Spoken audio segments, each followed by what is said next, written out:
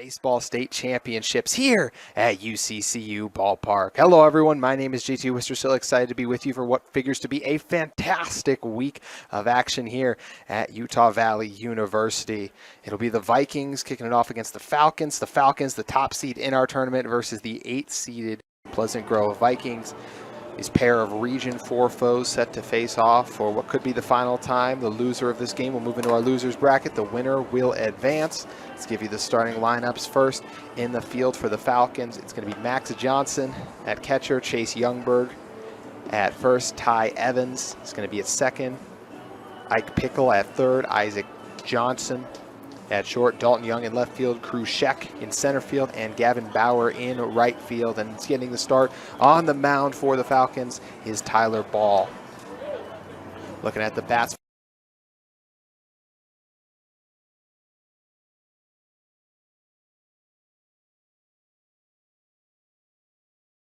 for Hayden Zamboni. Slater Shaw will bat 6, followed by Tyler Gardner and Gabe McCoy and Jacob Baxter round out the order as we are set to get bracket play underway here. Skyridge had the first round bye, then beat Davis to land themselves in this opportunity. As for Pleasant Grove, they also had a first round bye and then defeated Taylorsville to place themselves in this position.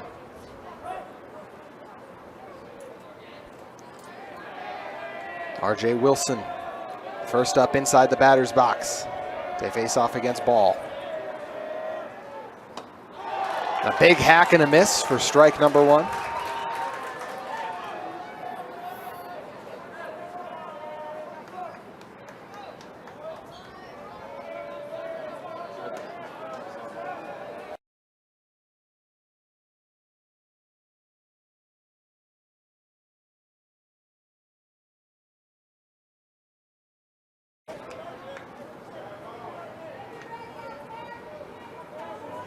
Mentioned the Falcons, the top seed in our tournament.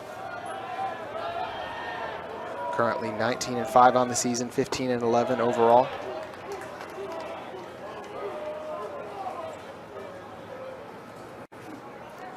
We'll have 4 games due up for you today, followed by 4 more tomorrow and 4 more on Wednesday, and potentially 2 on May 25th, being Thursday. High delivery there to Wilson.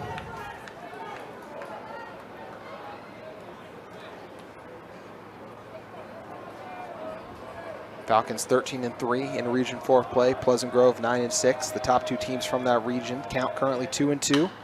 Wilson fouls another off.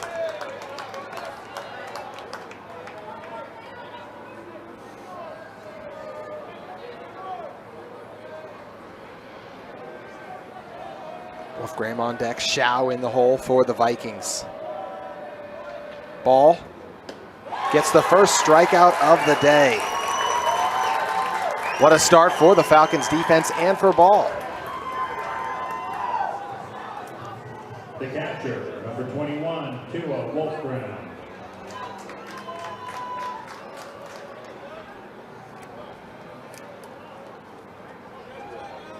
That'll bring up Wolfgram.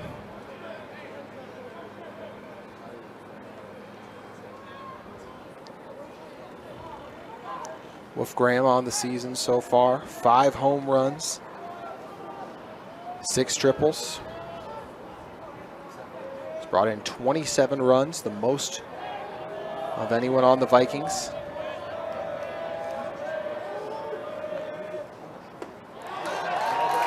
Takes a hack and gets nothing there.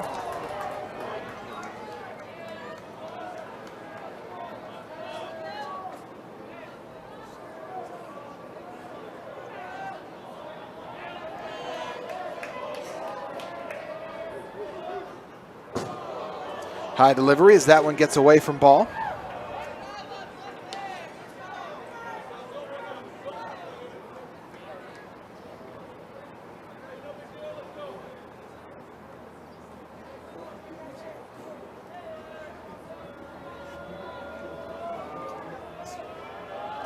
The 1-1 delivery.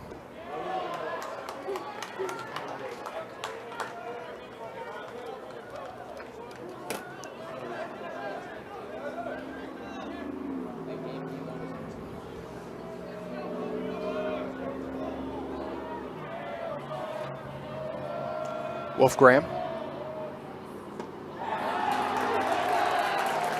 That's the second strike through, so the count 2-2. Tyler Ball looking for his second consecutive strikeout.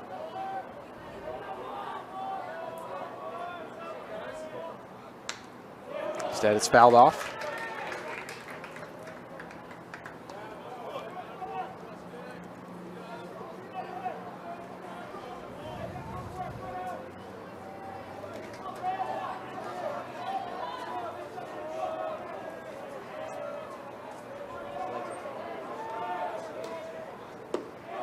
Outside delivery by Ball will bring us to full count for the first time this tournament.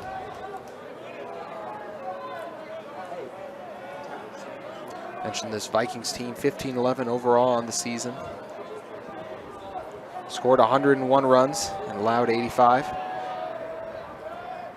Wolfgram goes down swinging. Back-to-back Ks for Ball. The shortstop, number 5, Riker Scow.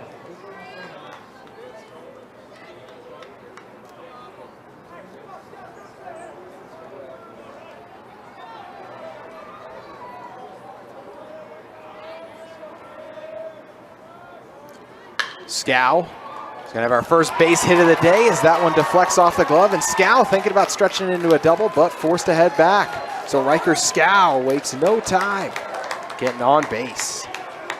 That ground ball that breaks free into left field.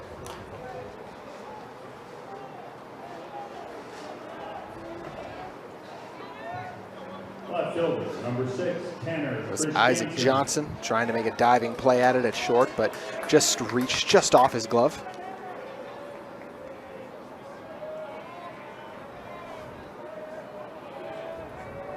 Tanner Christensen now due up. Christensen grounds one, it's fielded cleanly. The force out at second is unsuccessful as that ball squeezed low, and it's going to allow Shao to get over to third. Wow, what a turnaround for the Vikings. Back-to-back base hits. It was Ike Pickle on third who fielded it cleanly and tried to get it over to second, but just slipped under the glove of Evans. So back-to-back base hits for Pleasant Grove. Now a runner firmly in scoring position in Shao on third as Christensen settled in at first.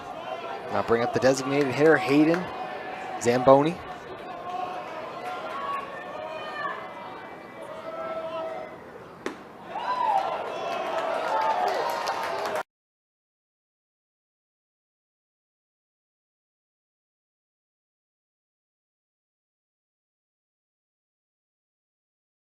If the Vikings can keep it going. It looked like it was going to be 3 up, 3 down, but then a little bit of changed momentum here has given the Vikings some opportunity.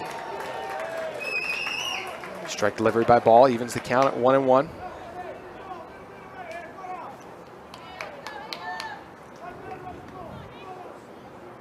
The winner of this game will advance to play the winner of our game between Mountain Ridge and Bingham, set to get underway at 1:30.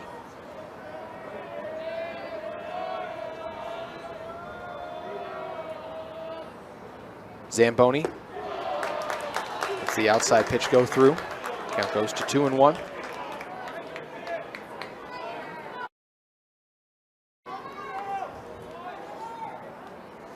Falcons need just 1 out to get at the bats.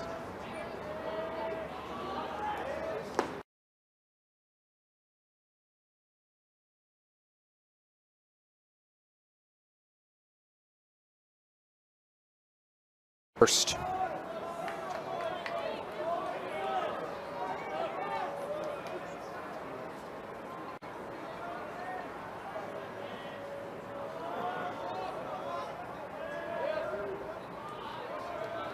Zamboni takes the pitch just to the outside. You could hear the groans from the Falcons fans as they thought they had strike 3 and were getting out of the inning. Instead, it's full count.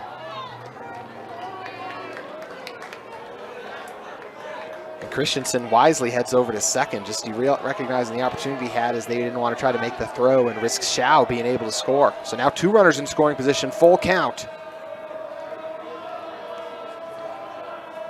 Hayden Zamboni cracks one into foul territory. So we'll do the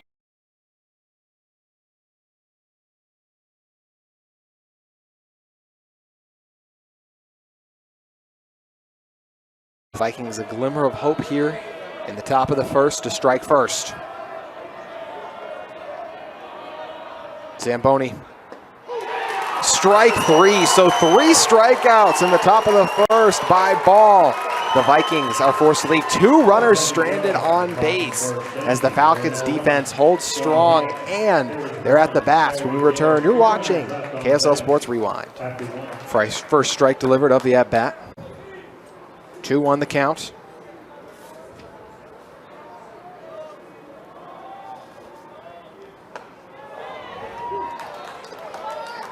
Ball 2 evens the count at 2-2.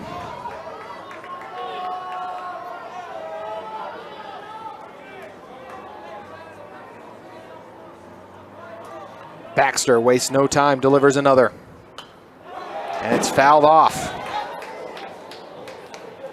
As Young will step out to reset. Please return all foul balls to the nearest dugout.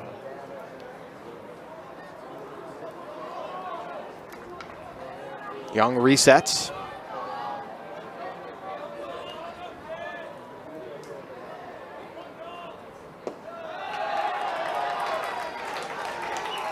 Low delivery brings us to full count. The first batter in Young, the left fielder, looking to be the first Falcon to reach base. Baxter looking for his first strikeout of the day. And he's got it. So strong start for Jacob Baxter as he's able to retire Dalton Young. And I'll bring up Cruz Sheck. Or excuse me, Skank now due up. It's the 4th meeting of the season between the Vikings and Falcons. The first was back in their series they played on, when it went stretched from Tuesday, April 18th. They also faced off on April 20th and April 21st, so just a little over a month ago. In that one, Skyridge won the first game 9-5, the second game 14-3, but the Vikings did respond and win the last game 12-4. So this is a Pleasant Grove team that's proven capable of getting an upset.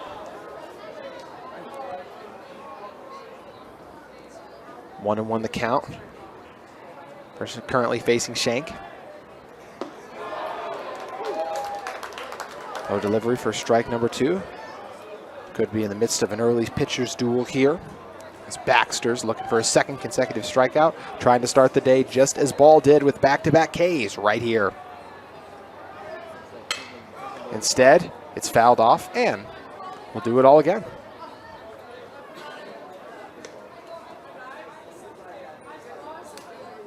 Appreciate all of you for joining us on KSL Sports Rewind here. Once again, we're home for all things coverage when it comes to the 5A and 6A state baseball tournament.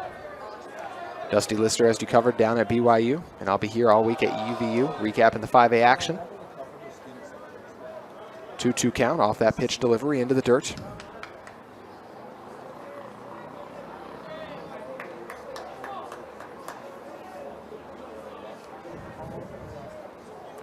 Region 4, one of the top regions in pretty much every sport in the state. No different when it comes to baseball.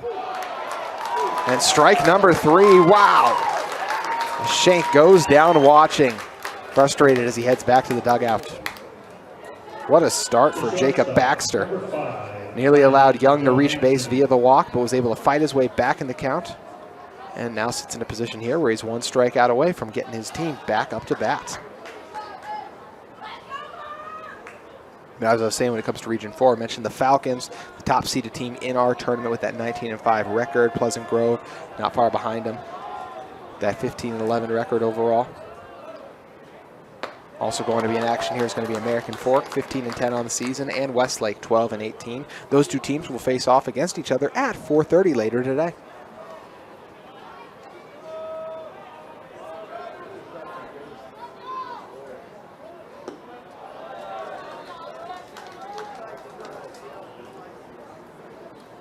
Isaac Johansson now due up.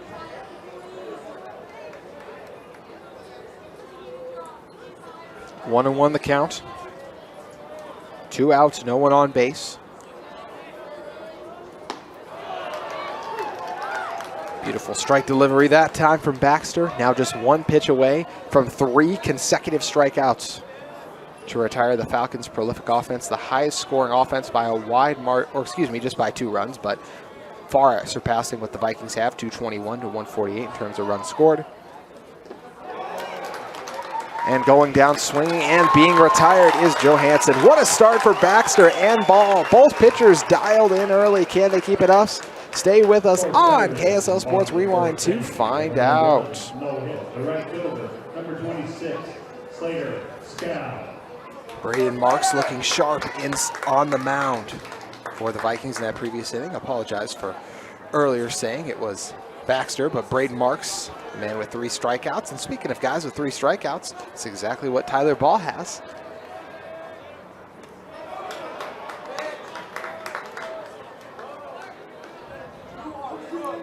It'll be Slater Shaw, Tyler Gardner, and Gabe McCoy all due up here.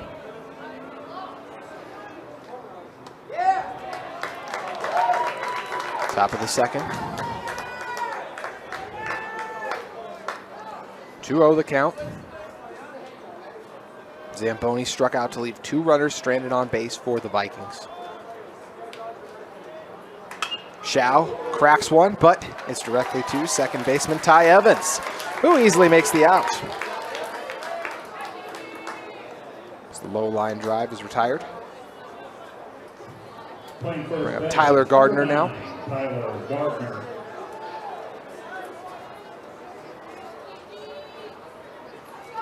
Mentioned this Vikings team, they've lost to Skyridge twice on the season. Pleasant Grove against Taylorsville won the first game against the Warriors 15-0, and then was able to claim the second game 3-2 by a narrow advantage to not force the third game. Falcons took care of business against Davis, 11-1 in the first game, and then 7-2 in the second.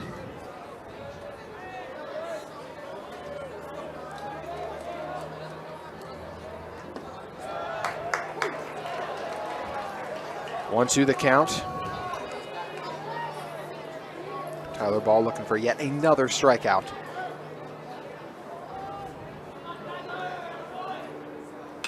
Gardner fouls it off to stay alive.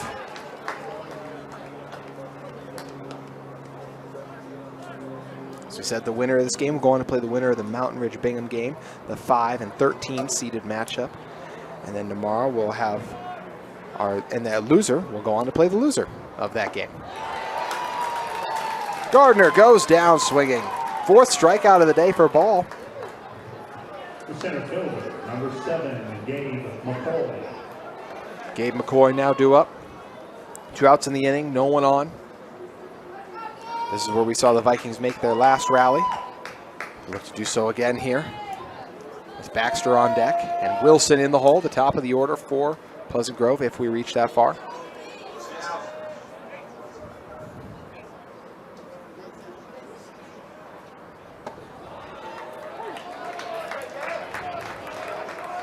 Dead center delivery from Ball for strike number 1.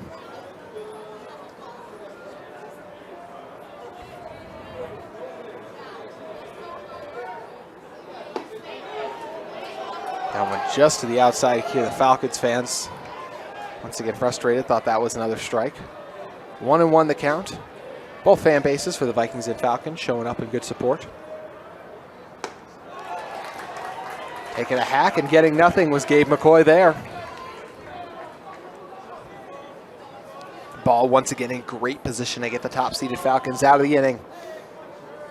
The 1-2 pitch.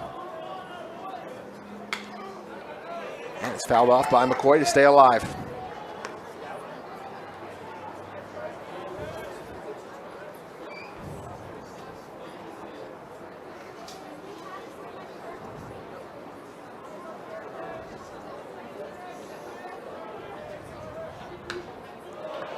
McCoy fouls another off to stay alive. Those 103 points allowed are one of the best marks from any team we've seen in the 6A classification this year by the Falcons.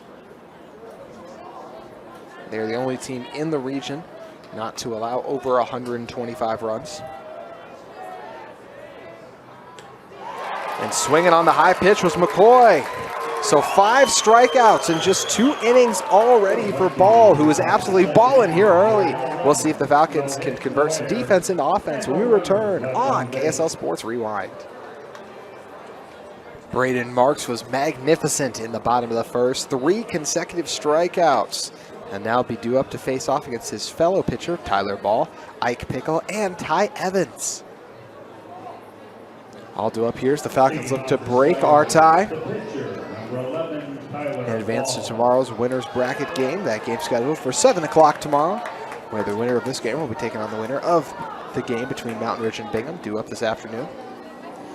Tyler Ball has been really strong on the mound. Already 5 strikeouts on the day. We'll see if he can get his bat hot here, facing off against Marks. Ball swings on the first pitch, gets nothing.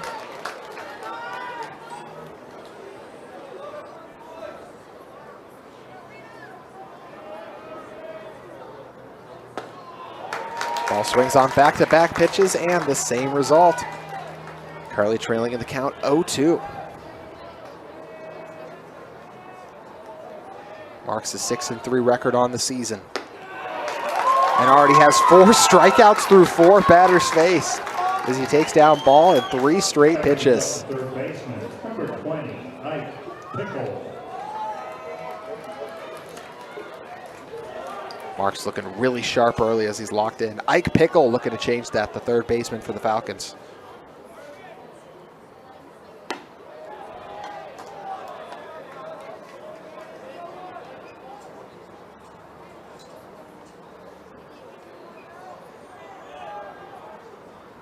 Pickle fouls one off.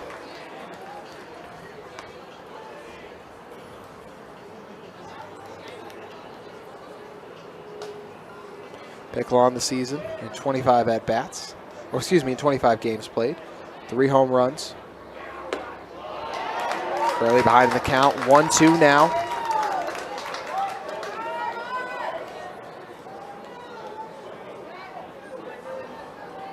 His 29 runs brought in are among the best on the team. Tyler Ball, by far the leader for team in runs brought in at 38, was just retired. And Pickle doesn't need to swing on the high delivery that time as it just got away from Marks.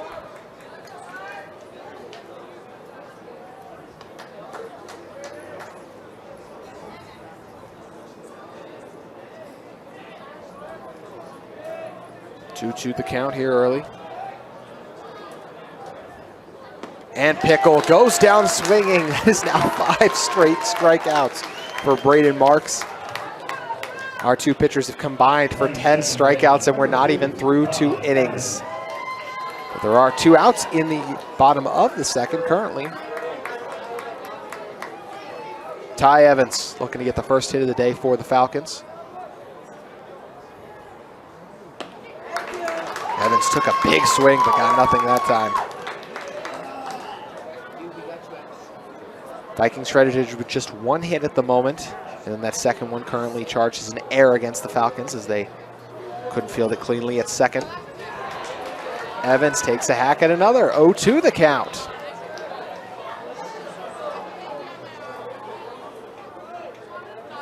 Six straight strikeouts. Can he do it? You bet. Braden Marks, what a performance here early. All strikeouts. The Vikings infield and outfield got to be getting a little bored as they watch their pitcher do his thing. We're heading to the 3rd inning. Still knotted at 0. Pitching duel here early at UCCU Ballpark.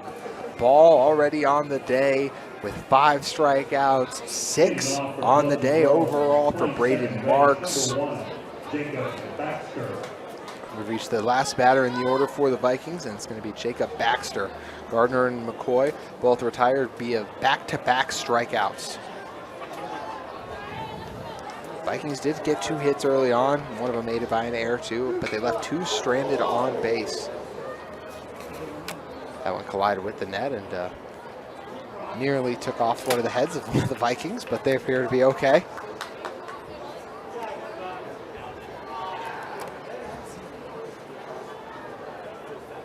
Ball 7-0, the record for him on the season. when getting the start on the mound. He's got 10 home runs too, so Ball just really a strong hitter, although was retired in 3 straight pitches by Marks. 0-2 the count. And now 3 straight strike deliveries has led to 2 straight foul offs, and 0-2 the count. Top of the 3rd here. Ball in the Falcons defense, looking to remain sharp. First ball delivery of the at-bat.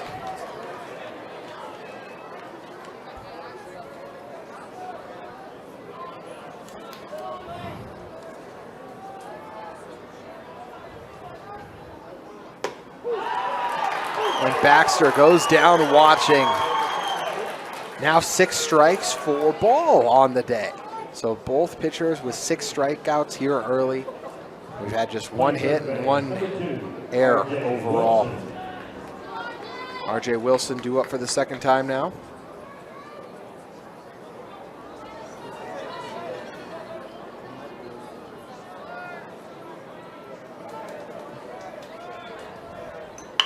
Wilson grounds one right off the mound.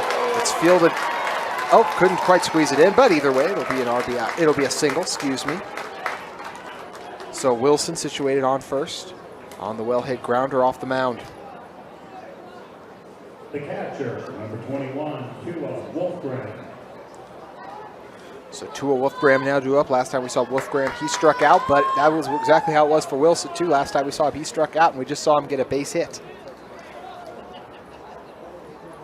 1 out in the inning after Baxter just was retired.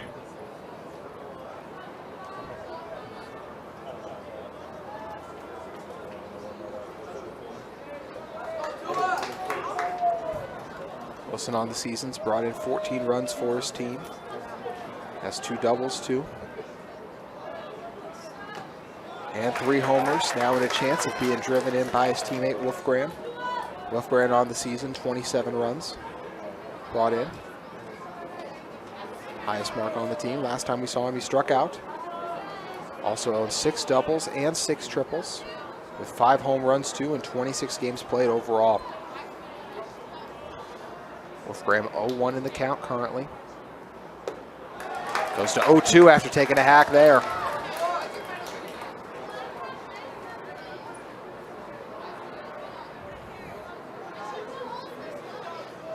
Ball resets, looking for his 7th K of the day. And trying to leave more runners stranded on base after doing so in the top of the 1st.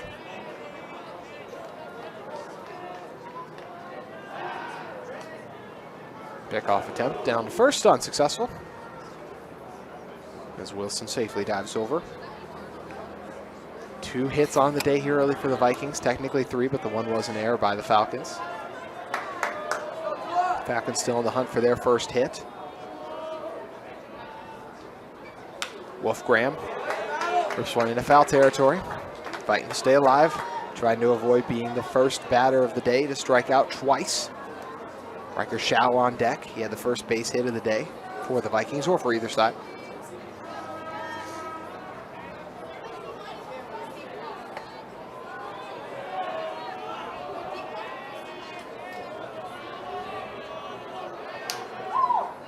Wolfgram fouls it off into the net.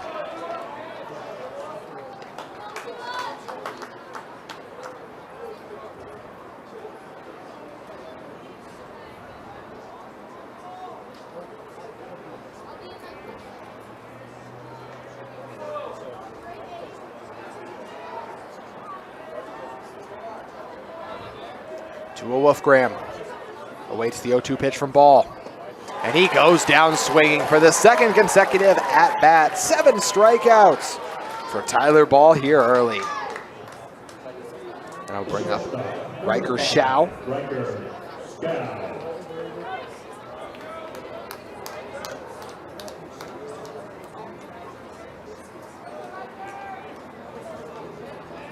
His previous plate appearance, Schau lifted one in the left field on a well-hit ground ball.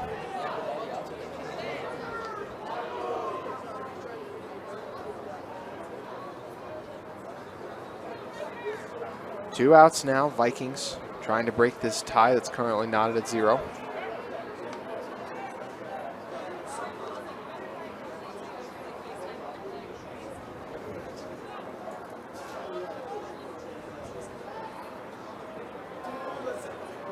Ball. Delivers the pitch dead center for strike number 1.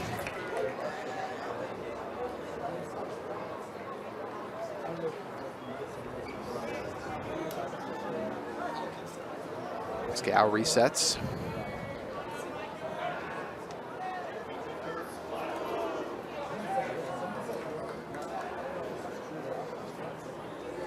Scow 16 runs brought in on the season.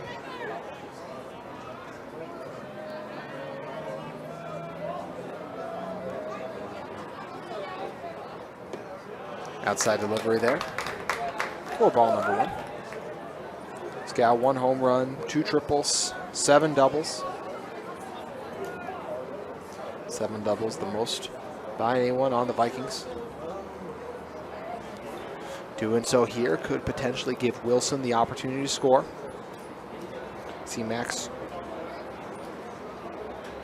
makes his way out from behind the catcher's mound for the first time today.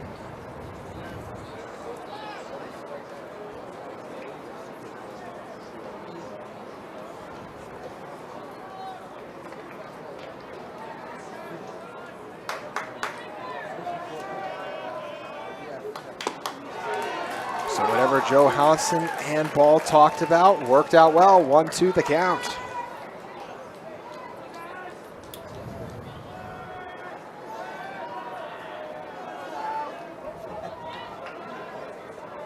Scow trying to avoid going down swinging. I guess second base hit of the day here. 1-2 the count. And he's retired via the strikeout. That's 7 now.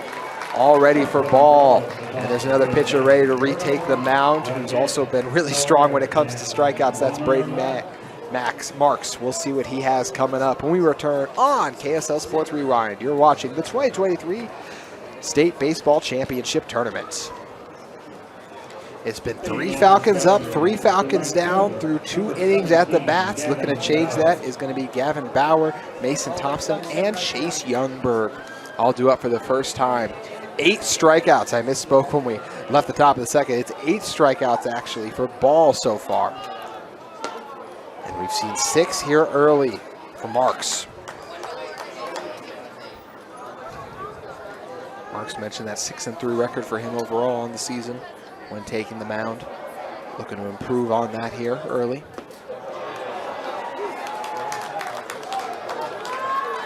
Bauer falls to 0-2 in the count.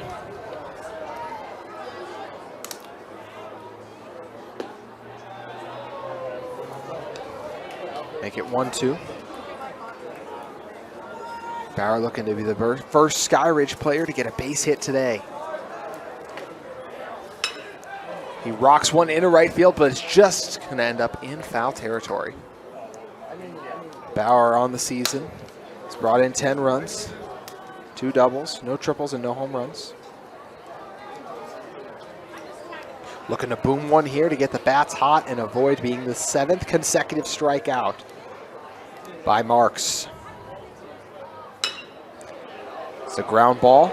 Fielded cleanly on the chopper. Hesitating for a moment that time after coming off of first was Gardner, but then able to get it over to Marks, who's able to cover up on first. And it's not a strikeout, but it's an out nonetheless.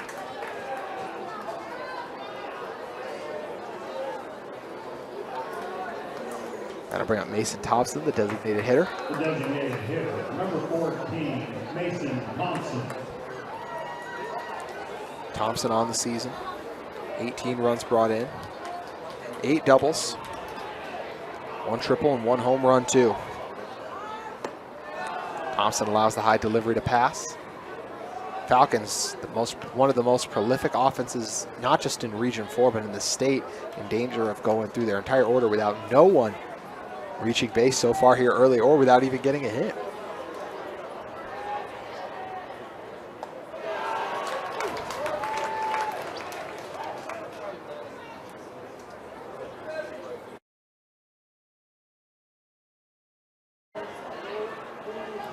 One the count with 1 out. Making 1-2 on the outside delivery. No walks here early either for both these pitchers who have been absolutely outstanding. So we're just about 3 complete innings through this one. 2-1 the count. Thompson allows strike 2 to go through. Count now at 2-2.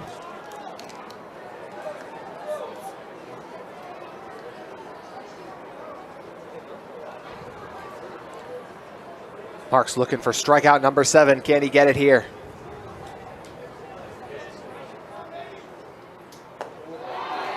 Thompson wisely doesn't swing, brings this to a full count. Vikings faithful thought that was a strike.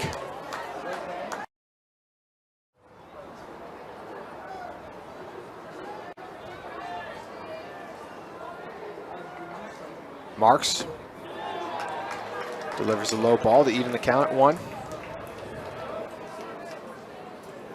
Thompson on first. Ryan Roberts has led Skyridge to a lot of success this season. That 19-5 record, as we mentioned, 7 years with the program, 117 wins and 57 career losses overall, but reached the 100-win mark this season as another's fouled off. Darren Henry leads Pleasant Grove, 13 years of experience, 226 wins, and 120 career losses overall. Both these coaches, 2 of the most respected in not just Region 4, but the 6A classification and state.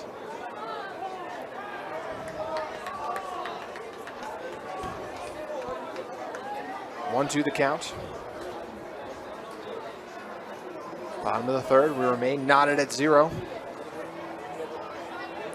Falcons looking to change that here. Youngberg rips one in the right field. It sails in the air and is going to drop perfectly. And because of the confusion, Thompson's going to head over to third, and Thompson easily able to reach base. What a big hit by the last batter in the order for the Falcons, as Youngberg rocked one in the right center field.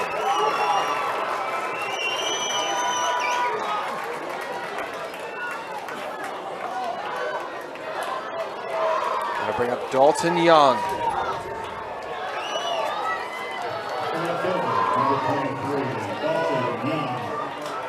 Young, 18 runs brought in on the season, also 9 doubles, 3 triples, and 3 home runs. Just 1 out, and if he could really get a hold of this one, has an opportunity to give the Falcons not just a lead, but a comfortable one. Young struck out in his first plate appearance. Braden Marks so strong early on.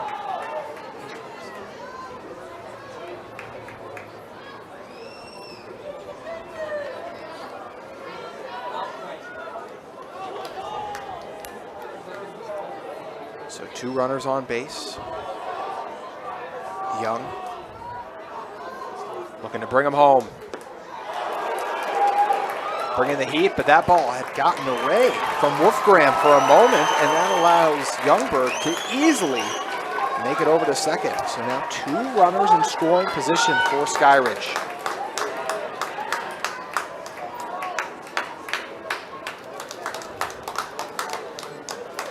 The count.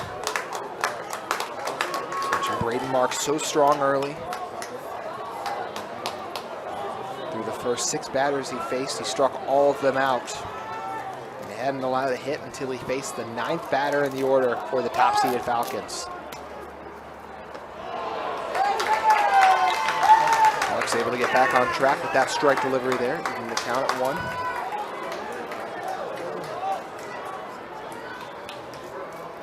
Those 18 runs brought in, tied for 3rd overall by a Falcon that Young has. Outside delivery that time, ball number 2.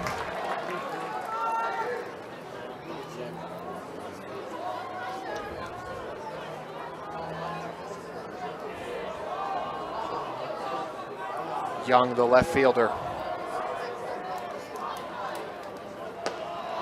Takes a hack, frustrated that time as he goes to 2-2 in the count.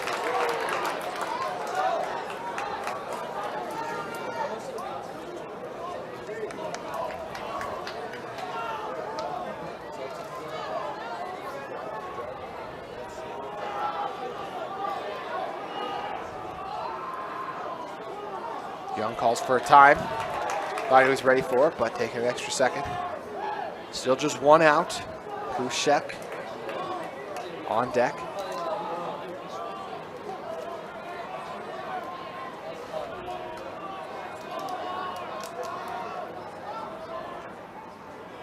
Young fouls it off to stay alive.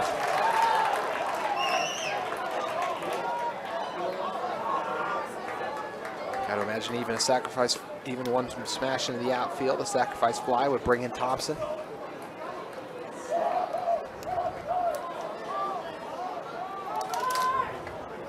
Young refocuses, taps home plate, and is ready for the pitch. Mark, so many strikeouts today in key moments. Can he get one here? Young goes down swinging. The second consecutive time that Young has struck out at the hands of Braden Marks. Marks needs just one more K, and overall the Vikings need just one more out to leave 2 runners stranded on for the Falcons. Back in the top of the first, it was the Vikings who ended up leaving 2 stranded on base. The Falcons retired them with 2 runners in on the base paths. High delivery to Shank.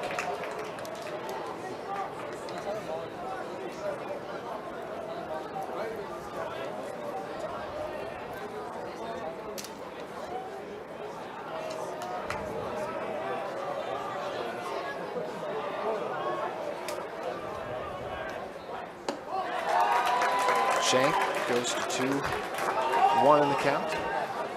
Or excuse me, just 2-0.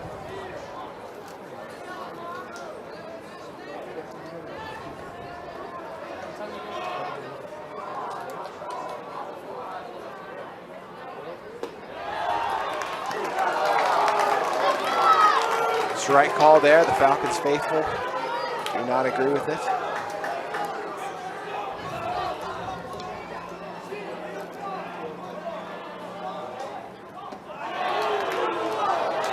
Shank on the season, 27 runs brought in, second most on the team in that category, and a great opportunity to add more here. 6 doubles, 3 triples. Currently heading to count 3-1. Marks trying not to load the base paths. Instead, it's a ground ball. It's fielded cleanly. Baxter makes the play over to first and gets the Vikings out of the inning.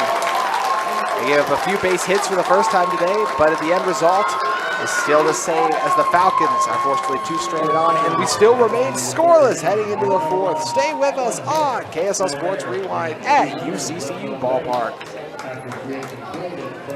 Tanner Christensen now due up, followed by Hayden Zamboni, the DH, and Slater Shao. All due up for the Vikings as we remain knotted at 0 through 3 innings of play so far here early. Christensen, the last time we saw him, he'll take the bunt here. It's fielded cleanly. Can they get it over in time? No, a wild throw. And Christensen wisely gonna, first lost his footing, so just forced to dive back to first. And wow, they got him! Oh my goodness, Vikings fans in disbelief. It originally looked like he was gonna try to turn and head over to second, but because it was wisely played by, it was a good job by the outfield for the Falcons that time. It was Gavin Bauer who came over to field it. You can see a really frustrated Christensen heading back over. And you can currently see right now the Vikings trying to plead their case. They're trying to say he was off first. It was a tough call. It was a close call. It looked like from my vantage point he was safe, but it was close as the umpires are going to come together and talk things over. They're going to try to hold the Vikings coaches back right now, who are absolutely irate over that decision. But Christensen with a successful bunt that time, and then it was Pickle who came off of third to try to field it. He had to make a throw on the move and in the air as he just tried to rush it. It was off target, and Youngberg couldn't grab it, but Bauer did a good job coming up behind to cover any of those kind of errant throws in that situation. It was good defensive rotation by the Falcons, and then they were able to get it back over to first, and they're currently talking about if the tag out was successful at first. And the longer these discussions go, then often it means they're going to change their call, but obviously talking about what they saw right now.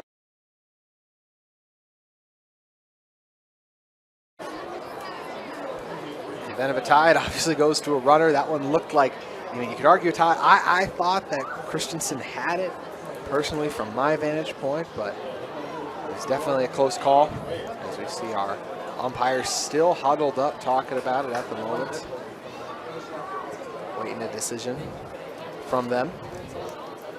A reminder, too, in an hour and a half, we'll have our second game of bracket play, as the call will stay as called. So Christensen retired at first. What a chaotic start to the fourth.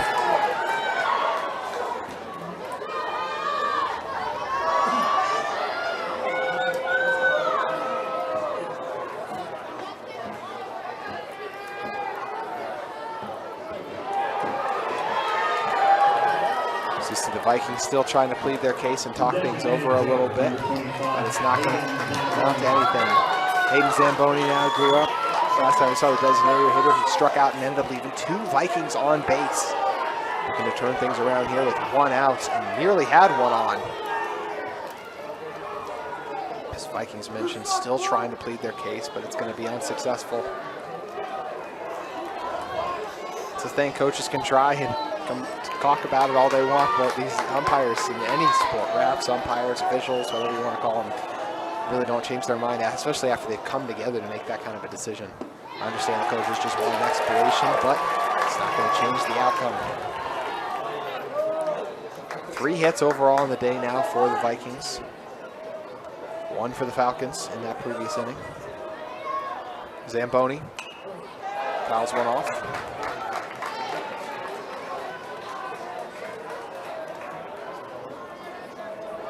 Zamboni on the season, 25 runs brought in, good for second on the team. 4 doubles and 2 home runs. Doing a home run here would break our nothing tie early. Instead, he'll go down swinging. So it started out with such a promising inning for the Falcons. If you go back to what just looked like a wild throw that time for Pickle, it looked like that. If anything, Shao or Christensen, was going to be able to make it over to second. Instead, he's retired at first, then Zamboni strikes out, and now Slater Shao now do it.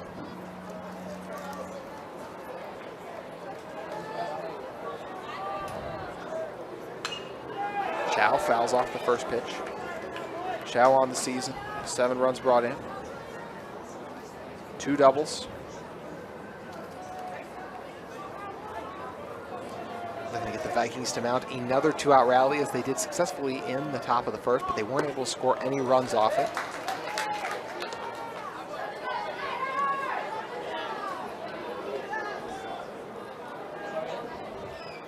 Gardner on deck.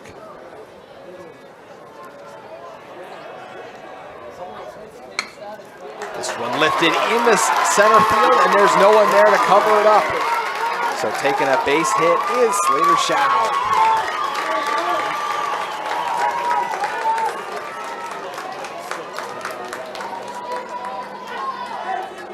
Perfect placement that time, and one of the few balls we've had that's reached the outfield here early. Number 9, Tyler Gardner. So Tyler Gardner now due up.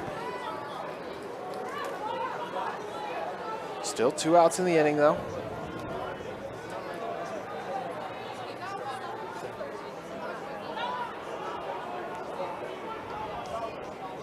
Gardner on the season's brought in 9 runs.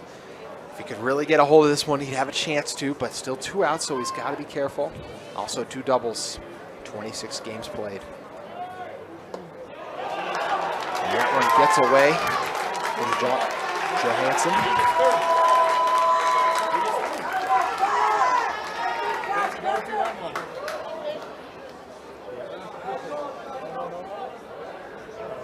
So Max Johnson resets.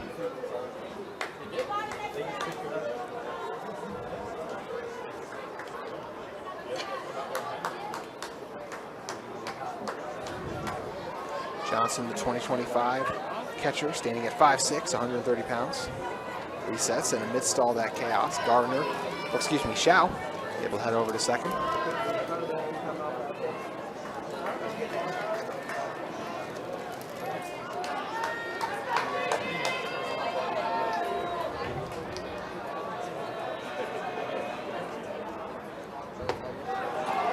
Ball finds the zone, leaving the count at 1-1.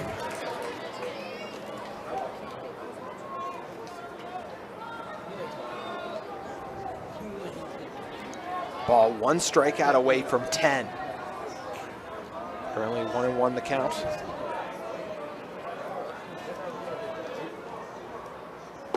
Gardner takes a hack, gets nothing. Ball now just 1 pitch away from strikeout number 10. And getting his team out of the 4th inning and back at the bats where they had by far their most success in the bottom of the 3rd. They'll look to recapture some of that and put some runs on the board here.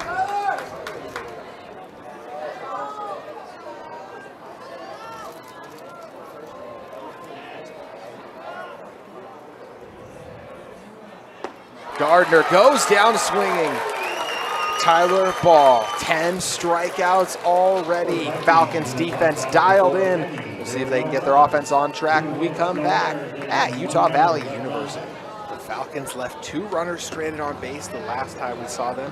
Maybe Isaac Johansson, Tyler Ball, and Ike Pickle all due up looking to turn things around as we remain 9-0. Bottom of the 4th set to get underway. Could be heading for our final 3 innings scoreless. We've been flying by at a blistering pace here early. Just over an hour played now in this contest. Braden Marks gave up his first couple of hits, or gave up a walk, excuse me, and a hit in the previous inning, but really got himself back on track. Left those 2 runners stranded on base, and now we'll see if Johansson, Ball, and Pickle will all do up and break the tie.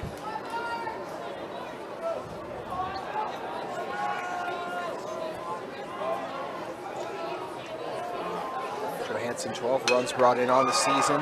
Launches one in the left field. That is easily collected by Christensen.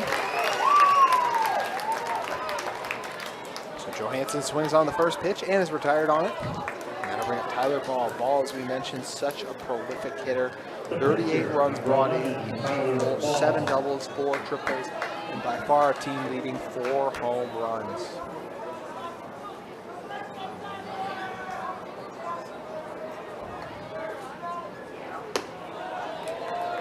One out now already in the bottom of the 4th.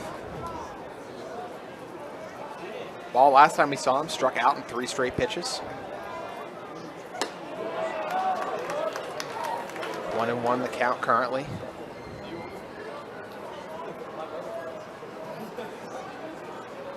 Second time we've seen the 2 pitchers face off here today. Marks looking to strike out Ball for a 2nd consecutive time. He's got him in the count, 1-2. Marks wastes no time, ready to fire the pitch.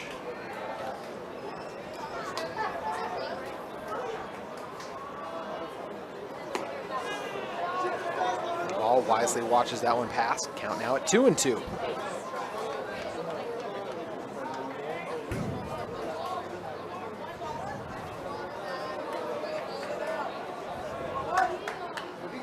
Ball fouls it off to stay alive. A little late on at that time.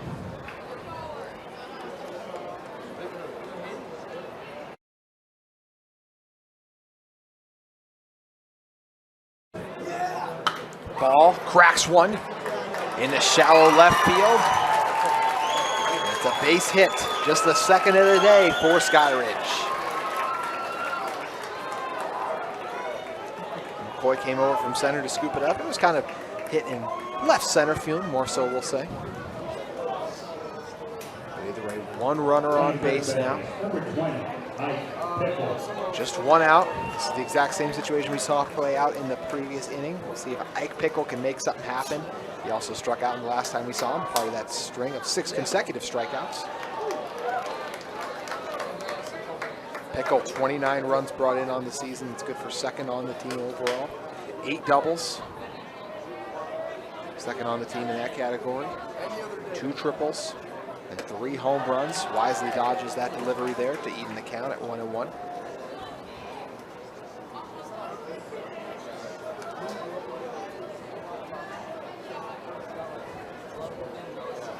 Pickle, the 3rd baseman, ready for the delivery from Marks.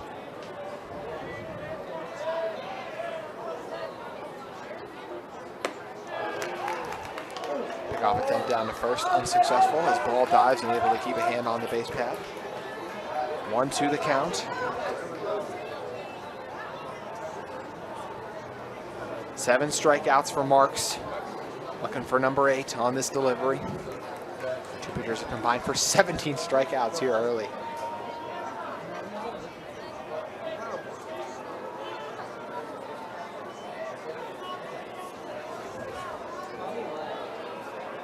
Marks versus Pickle to foul it off to stay alive.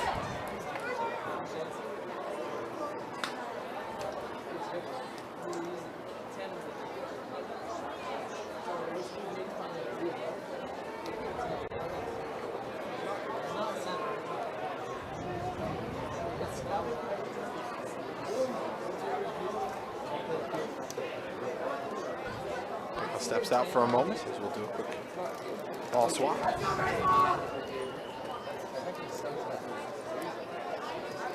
Great weather here at the ballpark. Almost no wind out there. A nice sunny day. Great weather for some baseball as we get bracket play underway. This one's fouled off. So the count will remain at 1-2. That's Pickle.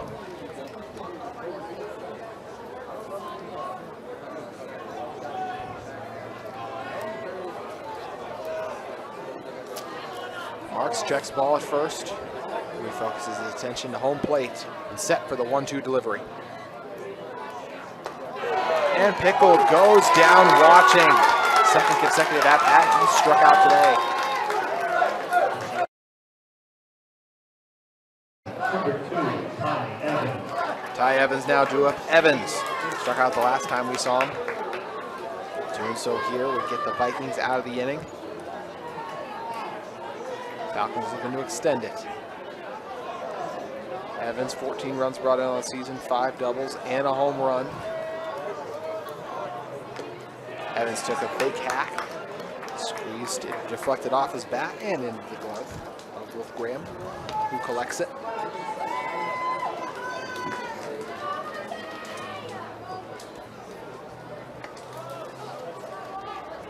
We've seen very few batters today even be able to put the ball in play with how sharp the pitching has been here early. And speaking of sharp pitches, that was a strong delivery that time by Braden Marks, who's just one away from his 8th now.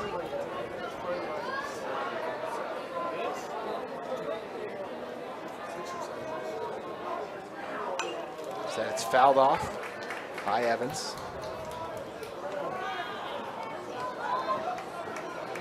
Excuse me, Marks actually one away from his 9th strikeout now. That would give us a combined 19 strikeouts between Ball and Marks here early. Ball just got a base hit. He settled in on first.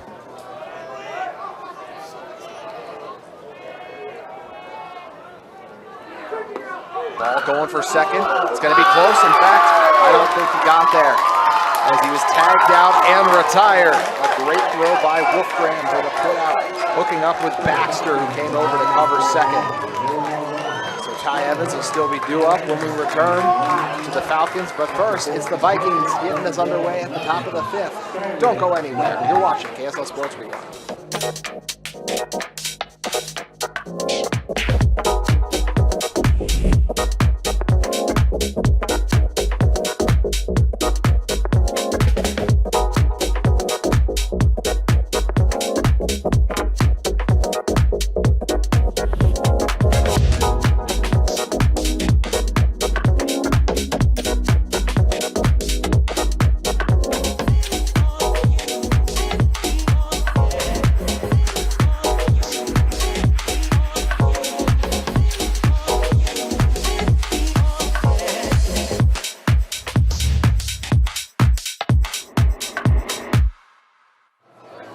Hello everyone and welcome back inside to UCCU Ballpark, normally the home of the Wolverines, but this week the home of the 2023 6A State Baseball Championship Tournament.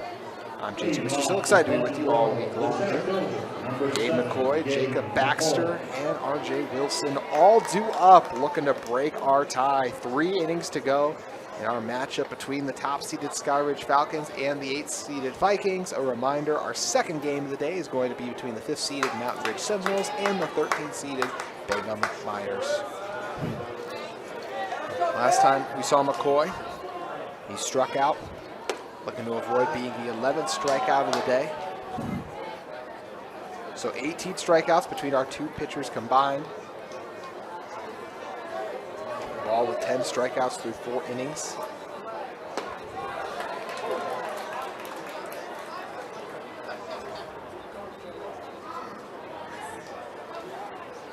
One and one the count.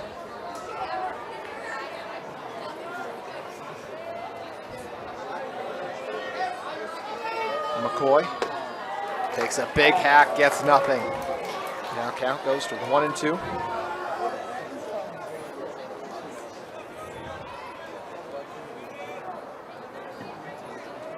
McCoy, 6 runs brought in and 1 double on the season. Wisely watches the outside delivery that time. Ball yet to walk a batter today. Marks by comparison, so only done it once.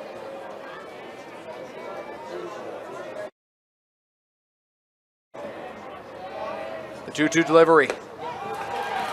And McCoy, for the second consecutive time, strikes out. 11 now strikeouts for Tyler Ball, who is still balling on the mound. Jacob Baxter now due up. He also struck out the last time we saw him. So it'll be Baxter, and then we'll turn over to the top of the order where R.J. Wilson currently waits.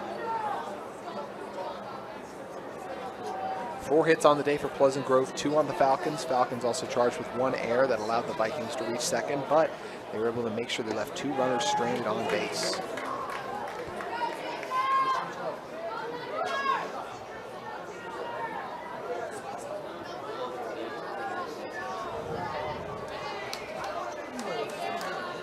Baxter shows bunt, pulls back at the last second.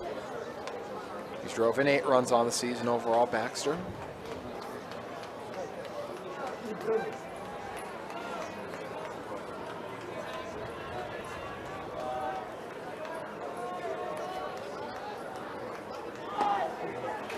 Baxter pulls back the bunt. And it was a strike, so 1-2 the count now. Ball looking to get the Falcons back at the bats. He's got to be frustrated after being retired, trying to steal second. Taking out those frustrations here. Ball's chopped, ends up in foul territory. Talked about our game between Mountain Ridge and Bingham, but we'll also have more games on deck for you today here, as we'll have Westlake taking on American Fork at 4:30, our matchup between our 15th and 7th seeds in our 6A Baseball State Championship Tournament. And then to close out day 1 will be Riverton taking on Syracuse.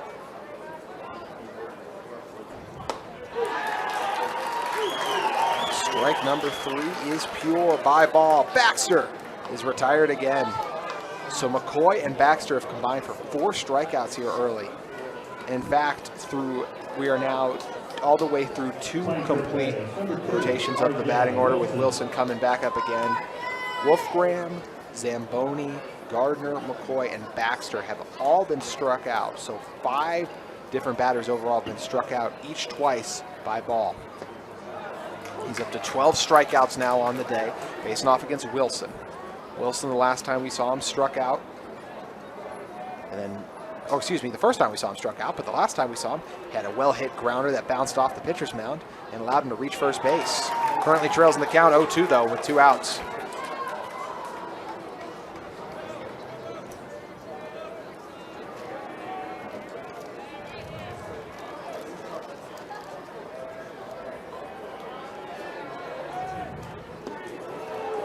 Wilson takes ball 1. It looked like that Johansson had thought that was going to be a strikeout. Looked like he had kind of turned to head back to the dugout, but instead we'll do it again. Ball high on the delivery to even the count at 2-2. Ball is looking for what would be his 4th consecutive strikeout and his 13th overall.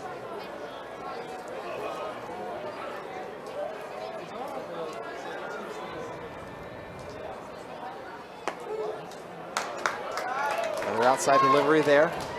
Bring us to full count now. So Ball lost control a little bit. He's been so strong today, though. Wilson with one of the few base hits the Falcons have given up. And Wilson, looks like he took that one off the thigh. So the first time we've seen either pitcher hit a player with a ball.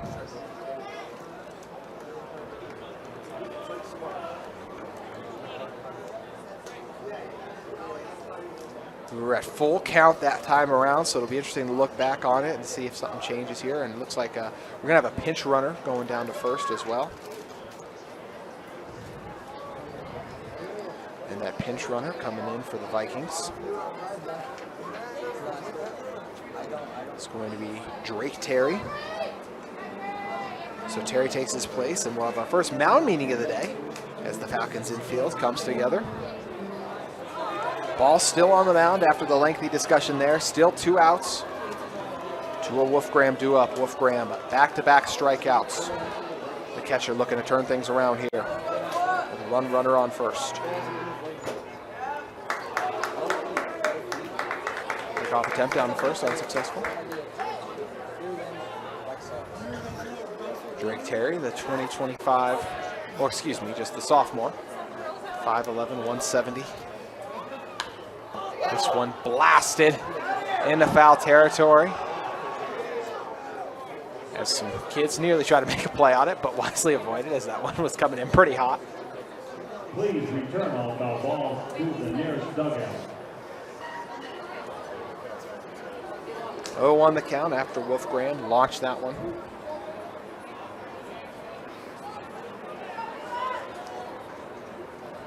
Mentioned Ball undefeated on the season. 7-0 in total.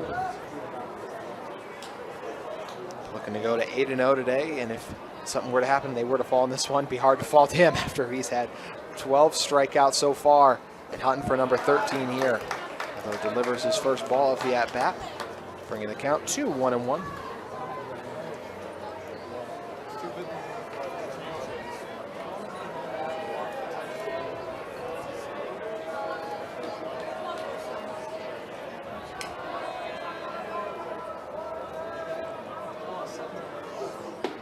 Wolfgram takes a hack, gets nothing. Goes to 1-2 in the count.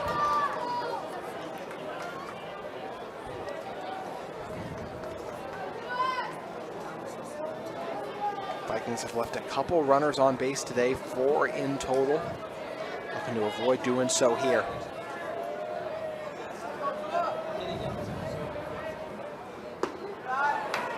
Ball with the delivery just the outside, even the counts at 2-2. It's 2 outs. And Drake Terry, the sophomore, situated at first, representing the leading run.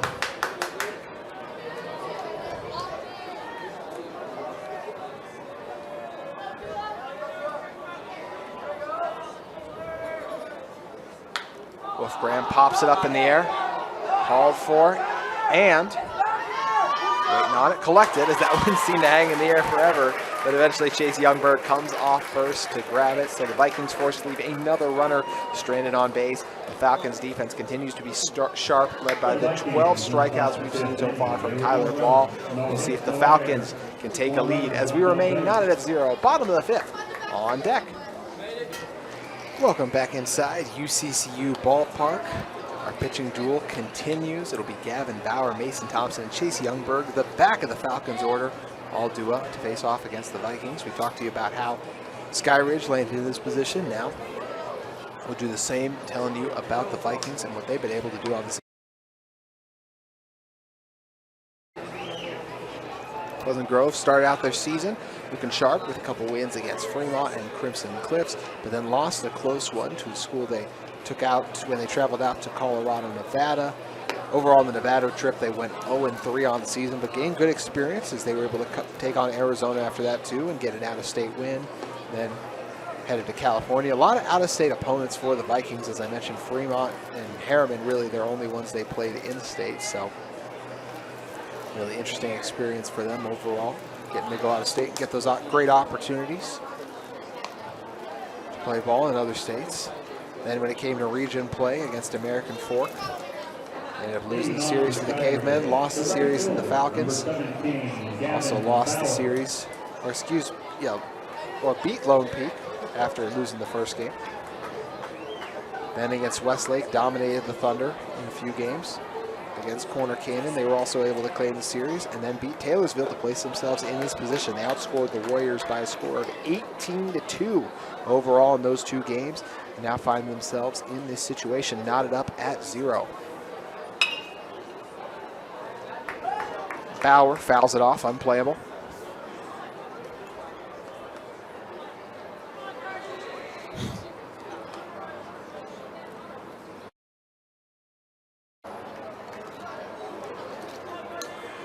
Oh, to the count early. In a game like this, all it takes is one play, one pitch, change the momentum, but it's not going to come for Gavin Bauer as he goes down swinging. Or excuse me, Ty Evans. Designated hitter, number 14, Mason Thompson. So that was Bauer, check that, who did go down swinging, and now Mason Thompson due up.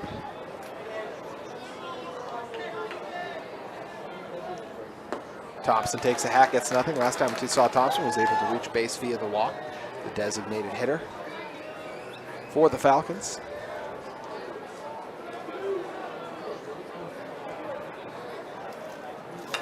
Thompson fouls another back into the fence. Thompson on the season, 18 runs brought in, 8 doubles, triple and a home run. It's the kind of game where it could just take one home run to really change things. Falcons trying to take a lead here and then hope they don't have to bat one more time in the 7th, and their defense can just hold strong like it has for so much of this one.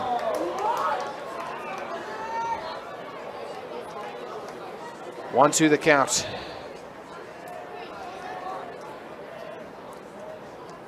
Thompson reached on it but pulled back. Or was dropped. It'll be the drop 3 strikeout, and they're able to make the play over to first.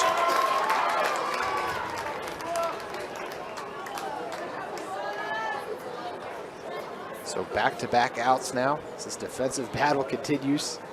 It'll be Chase Youngberg now due up. Last time we saw Youngberg, he had the lone base hit in the first go-around for the Falcons after he ripped one into right field.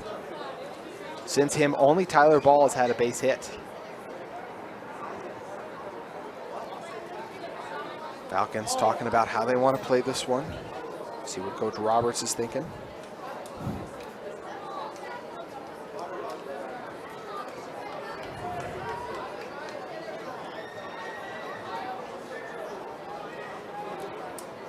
Youngberg. That's the outside delivery from Mark's pass. And a reminder, we're just about an hour away from getting our second game underway between the Miners and Sentinels. So make sure you guys stay with us on KSL Sports for that one and the other 2 games we'll have on action for you.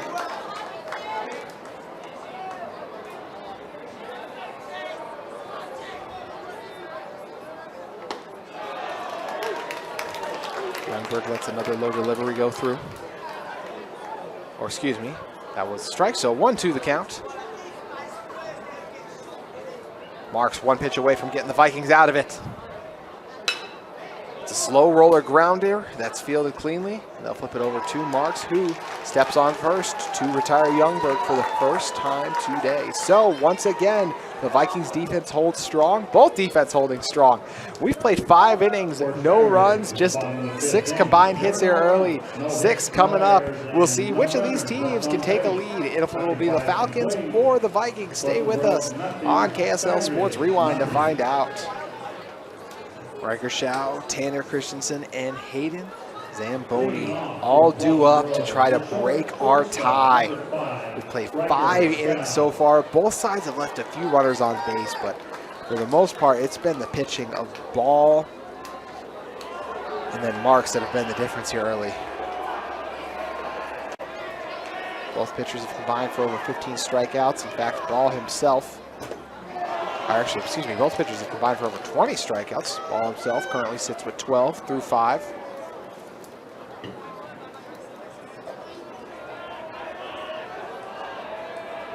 Riker Schau due up last time we saw him. Struck out, but before that, had a well-hit grounder that reached left field and allowed him to reach base.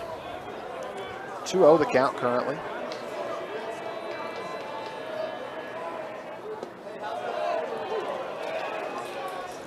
On the count off the low delivery.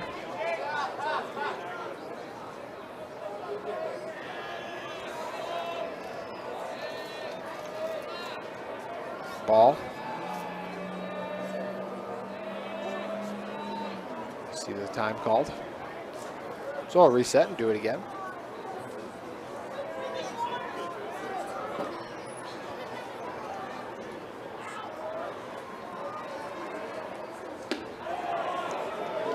Outside delivery from Ball makes it 2-2, or excuse me, 3-1. Ball's yet to walk a batter today. Did hit R.J. Wilson in the last go-around of the batting order, but still no walk surrendered. And it'll be full count in a moment.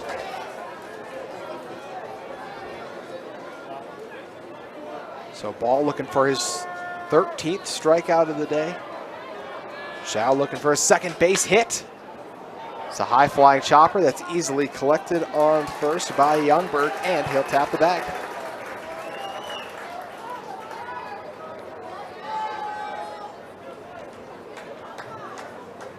Left fielder, number 6, Tanner Chris Jansen.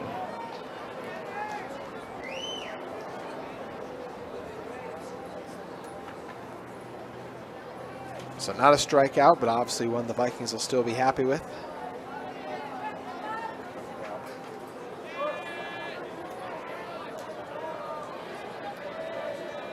Tanner Christensen now due up, 1-0 the count.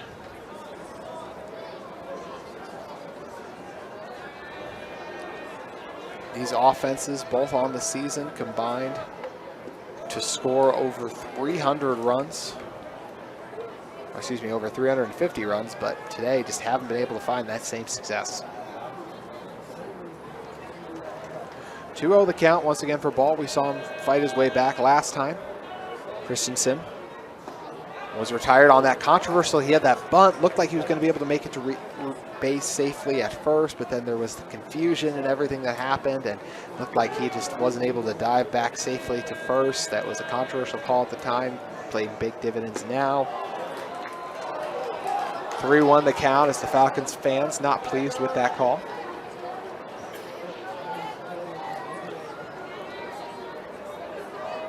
Did reach base in his first plate appearance on a well-hit grounder.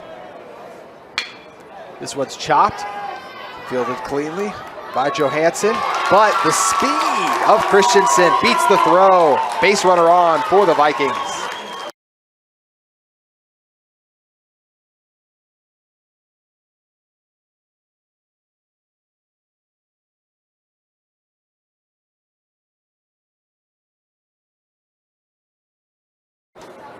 Coach Ball is going to take another meeting on the mound. Let's talk things over. See, both these pitchers really have thrown a number of balls so far here early. Neither side has anyone working in the bullpen. So it looks like the game is still firmly in the hands of Ball and Marks. And both these pitchers, as we said, just been lights out for so much today. Just to combine 7 hits overall. Skyridge has surrendered 5, but no runs. The Vikings only surrendered 2, but no hits in that department either. So what an early going it's been so far. As we mentioned, for Skyridge too, this is a team that on the season 221 runs scored, 103 runs allowed in total, 19-5 in region, overall in the season, 13-3 in region play. Our infield meeting is wrapping up, and we're set to resume play momentarily. Pitch running for Pleasant Grove, first base, number 27, Rex Harwood. It's going to be a pinch runner at first for the Vikings. Hitter, number 25, Hayden Zamboni. As Hayden Zamboni, the designated hitter, now due up.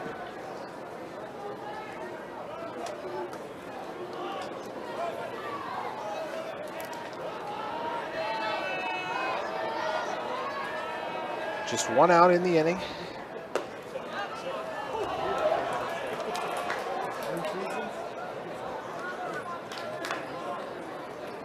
Oh, 1 the count currently.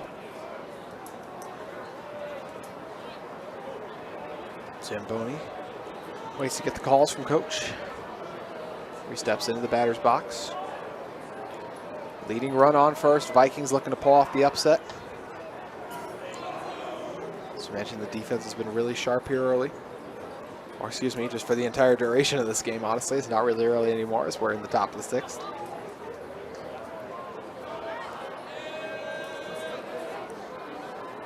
Zamboni struck out the last 2 times we saw him, in danger of doing so again. Currently 0-2 in the count.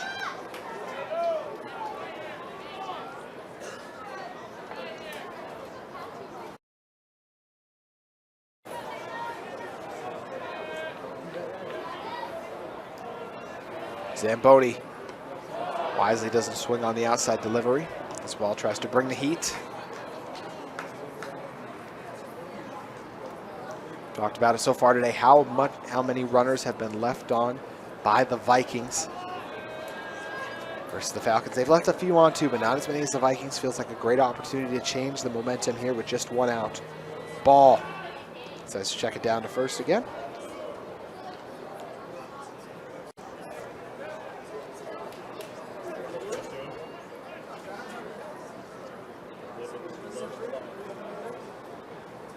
So you have a little bit of a gear things. We try to get it over, give something to our pinch runner. It looks like he's taking his belt off his teammates. So, teammates always say they'll give you the shirt off their back and the belt as well. As Rex Harward, the sophomore, situated on first, is fixing his belt.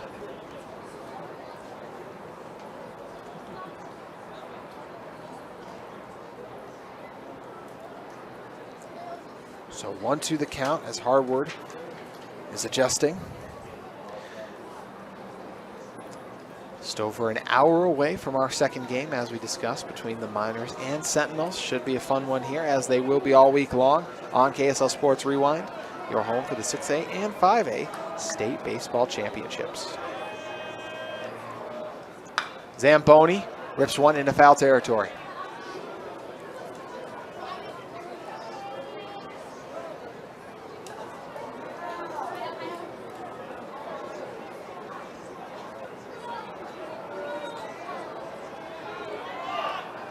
One, two, the count.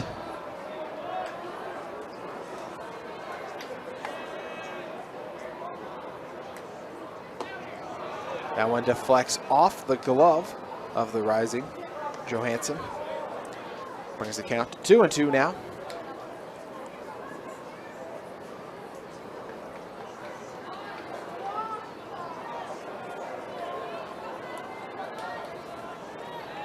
Zamboni resets.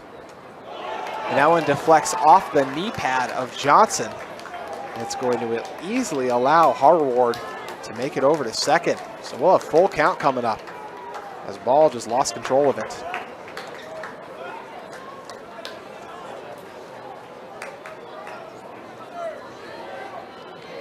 So 2 strikeouts early today. Zamboni in his first strikeout left 2 runners on base for the Vikings, one of which was firmly in scoring position. Ball looking for K number 13, and he won't find it on that pitch on the inside delivery. So 2 runners on base and just 1 out.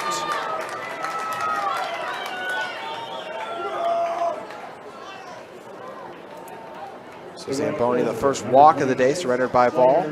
So Slater Scow now due up.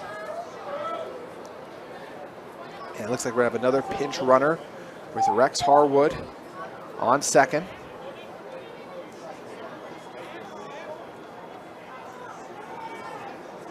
As we wait to see who that runner is going to be.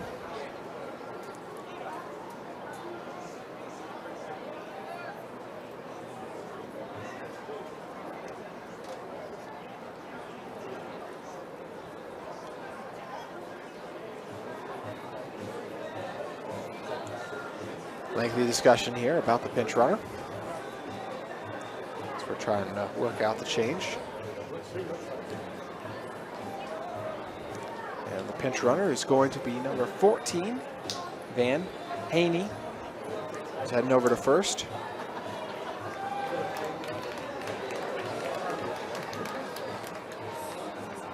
So just 1 out, 2 runners on. Slater Scow due up first, followed by Tyler Gardner on deck, as the Vikings look to break the tie. Now running first base for the Vikings, number 14, Van Haney. Scow flew out to left field on a low line drive in his first plate appearance, and then in his second.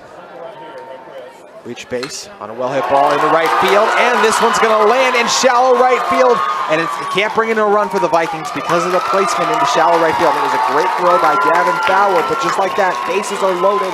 Just 1 out for Pleasant Grove off the big base hit from Scow. The first baseman, number 9, Tyler Gardner. So Tyler Gardner now due up with the bases loaded. Looks like they're going to have Aiden. Actually, looks like it'll be a pinch hitter, as we'll see an infield meeting for the Falcons. So Gardner struck out in his 2 plate appearances. So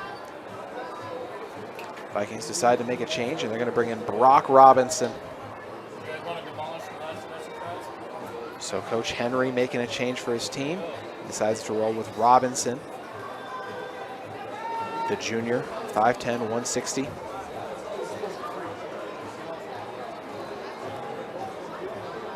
The base is loaded and just 1 out's coming on.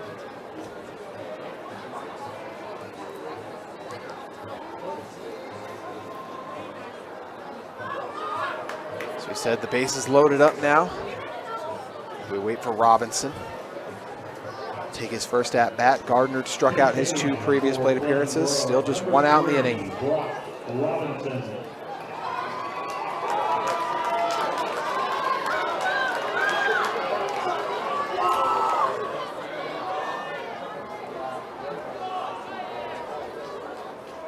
Robinson. Let's strike 1 through.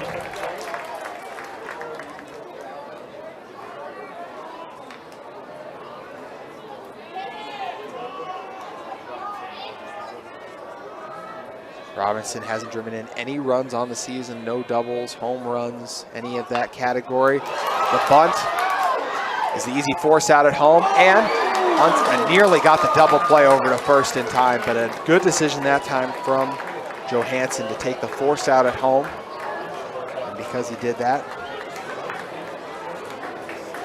he was able to retire Christensen, or excuse me, his pinch runner, who is Rex Harward, at home plate. So the bases remain loaded. Robinson over at first now. Haney at second. 2 outs now, though, as we reset the count. Gabe McCoy struck out in his 2 previous plate appearances, and he puts the ball in play, but the Falcons able to get out of it. Fielded cleanly by Isaac Johansson at short. He gets it over to Ty Evans, who covered up second, and the force out is successful. So the Falcons once again leave Vikings stranded on base. It was 3 left on in total, and now they'll be at the bats looking to break our tie. We'll see. Back here inside UCCU ballpark, the Vikings just let a great opportunity slip away. Some great plays made by the Falcons defense, though, and we'll see if they can finally convert it into awesome offense as we still remain tied at 0 in the bottom of the 6th.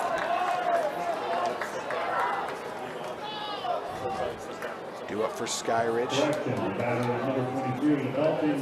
is going to be Dalton Young for the 2nd time today. He struck out the 2 previous times we saw him. Ahead in the count, 2-0, facing off against Braden Marks. Both pitchers overall have shown a little bit signs of just maybe getting tired a little bit or haven't been as strong as their early start. See a late time called by Dalton Young.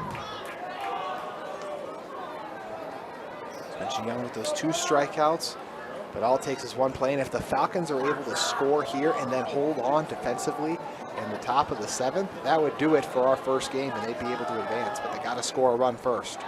Young thought about swinging, pulled back, and they'll say he went. Huge frustrations by the Falcons as they feel that he did pull back.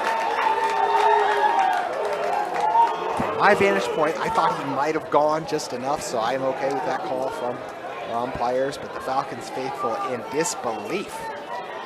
2-1 the count. We'll go 3-1 there. Marks has yet to walk up, or excuse me, walked 1 batter. That was Mason Thompson, but that was back in the bottom of the 3rd. Hasn't walked anyone since. And Young able to head over to first on the walk.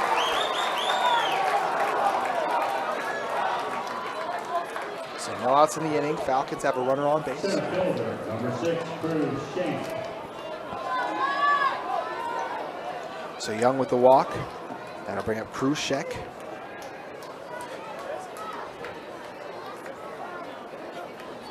Last time we saw Shank struck out in his first plate appearance, and before that grounded out to second to leave 2 runners stranded on base. He showed bunt but pulled back. Both sides just desperate for a run. The Falcons, the top seed, the Vikings, the 8th seed, both battling it out, trying to advance to our winner's bracket. The bunt attempt, fielded cleanly, going to be an opportunity for the double play.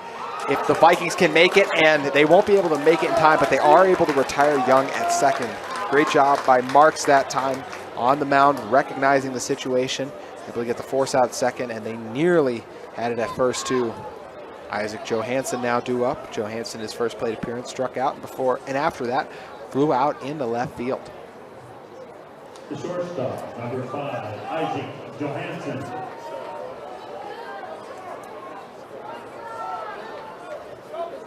Johansson, the shortstop, make a play for his team with Sheck on first, and Sheck's going for it on second, and the throw is a little to the outside, so that allows Sheck to slide in safely at second. Oh, but there was apparently something that happened before. I didn't quite catch whatever it was, but either way, they'll send Sheck back to first. See the Falcons talking things over now as they disagree with the call. Coach Roberts not happy.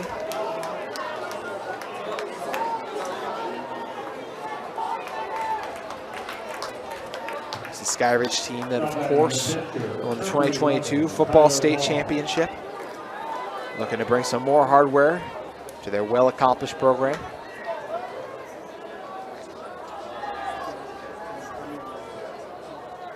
Johansson takes a hack, gets nothing. Goes to 0-1 in the count.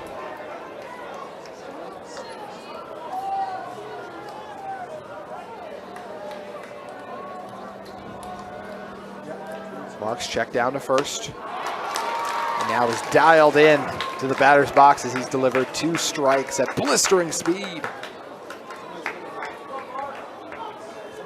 Johansson looking to avoid being retired for the 3rd straight time today.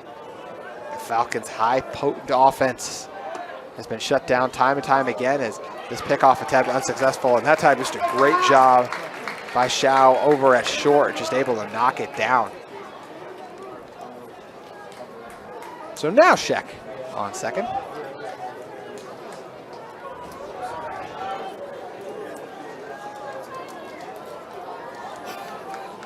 They have 2 outs in the inning currently. I thought there was only 1 because I believe Dalton Young was our first batter. Young was able to walk and then he was retired. So I do think there's only just 1 out right now, even though our, which is what we have on our screen, but our outfield scoreboard shows that there's currently 2 outs at the moment. So I think there's a little bit of a miscommunication going on right now.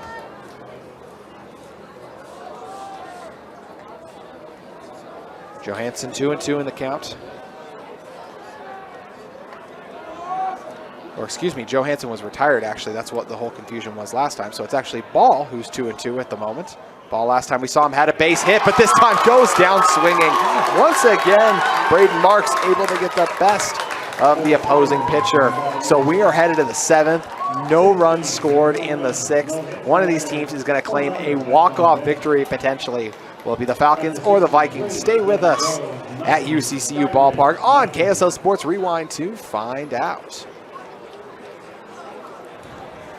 Falcons decided to make a change on the mound and instantly being hit, but quickly being retired. That time is RJ Wilson. Or excuse me, it was actually Jacob Baxter. So Baxter makes contact instantly, but is retired after.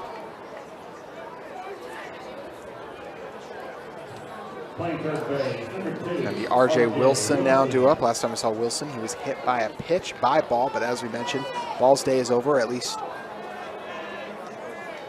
his day is over, but he had an outstanding day so far overall. He had 10 strikeouts through 4 innings in total. I believe he ended with 12 through 6, and now in 7th, they decided to turn things over to the freshman Murphy Dunn on the mound for the Falcons.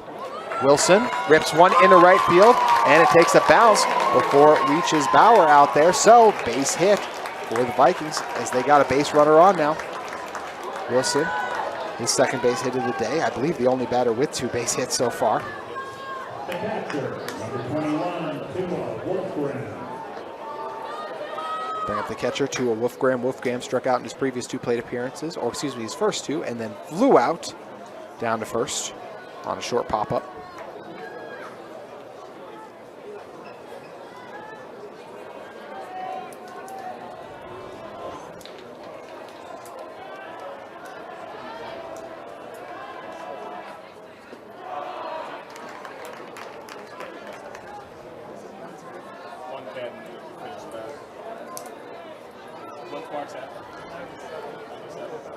One 0 the count.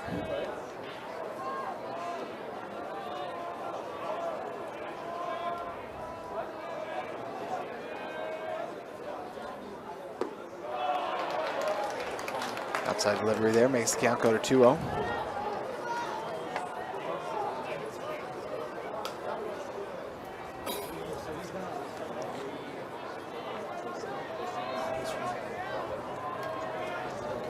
Done.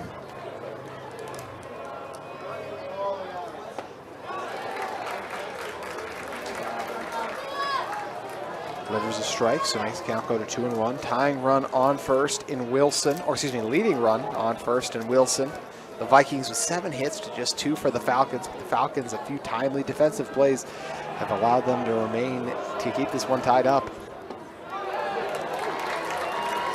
Could be heading for extra innings if either side is able to score. We just need 15 minutes between games, so we could still be on track for our second game between Mountain Ridge and Bingham, scheduled for 1:30. 2-2 the count.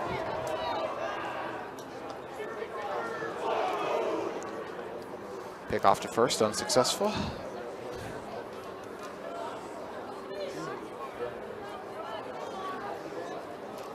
Falcons trusting a freshman in a big moment. We'll see how he responds. Done, the delivery. And Wolfgram. It's a well-fielded ground ball opportunity to turn 2 for Skyridge. They won't be able to do it, but they're able to retire Wilson at second.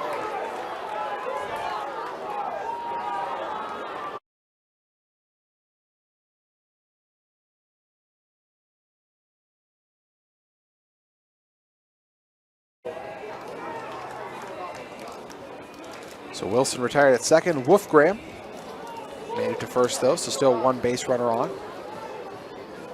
See the Falcons talking things over with Coach Roberts. So Scow on deck, Christensen in the hole, and Zamboni in the hole. Scow now due up, and Christensen on deck. So we'll see our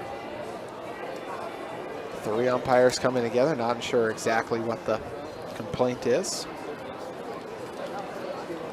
at the moment, but Pleasant Grove still with a strong opportunity with a runner on base, even though there are 2 outs in the inning currently to break the tie.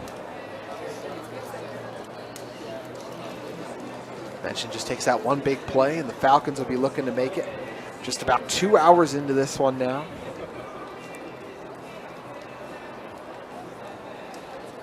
A reminder, the winner of this game will be in action at 7 o'clock tomorrow, taking on the winner of our following game. So if you're curious to who your team is going to play, regardless of the outcomes, stick around, because the loser of this game will also be in action at 1:30 tomorrow. So the call stands. Now batting the shortstop, number 5, Riker Scow. Riker Scow will be due up.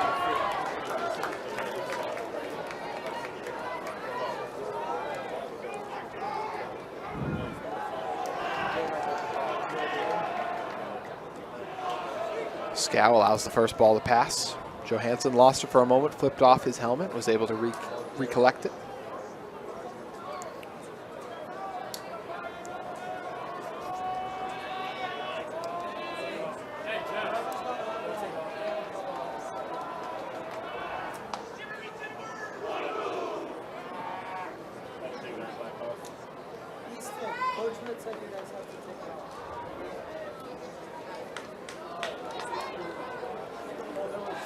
One of the count. Scow fouls it back, brings the count to 1-1.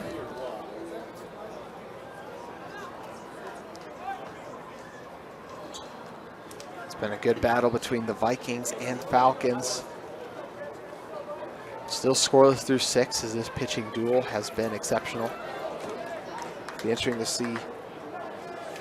We saw Marks go so far in this one, and now it'll be interesting to see if they decide to turn over to a relief pitcher, as the Falcons did, roll it out, done.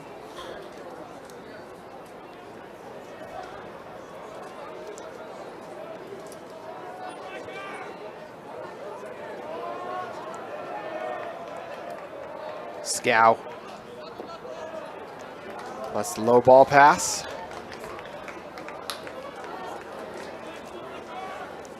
Scow did reach base in his first plate appearance on a well-hit ground ball into left field, and then struck out in his second plate appearance, and in his third was retired at first on a chopper.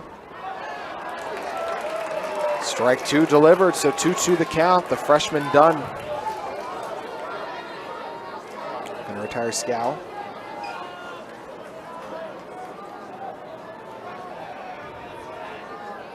Scow, the junior, awaits the delivery.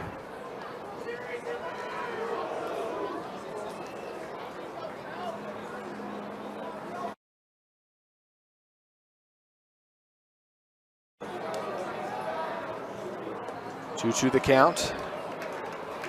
Ball flew in the dirt, but was fielded cleanly.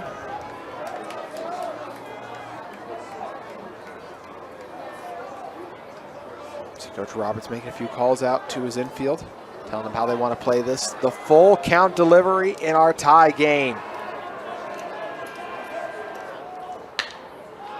This could be a base hit for Scow. Long throw, makes it over to first. Wow! Joe Hansen at shortstop. Isaac Joe Hansen rifles it across his body, makes it over to first, and once again, they force the Vikings to leave a runner stranded on base. Bottom of the 7th. Skyridge with one last opportunity to score a run and win this one, or we're headed to extras. Stay with us. You're watching KSL Sports Rewind. Braden Marks has been so strong on the mound for Pleasant Grove so far today. He's just 3 more outs to force extra innings here, as the Vikings were unable to score in their 7 opportunities. And the Falcons, they haven't been able to score in their 6 opportunities they've had so far. They're down to their final 3 outs if they want to end this one early. It'll be Ike Pickle, Ty Evans, and Gavin Bauer all due up.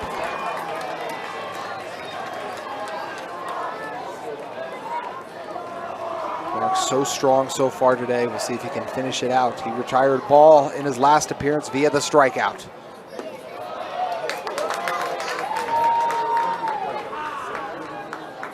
Finds his zone once again for strike 1.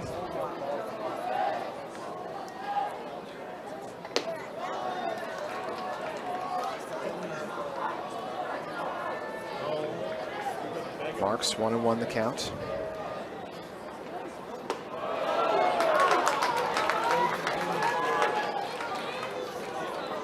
One, 2 the count.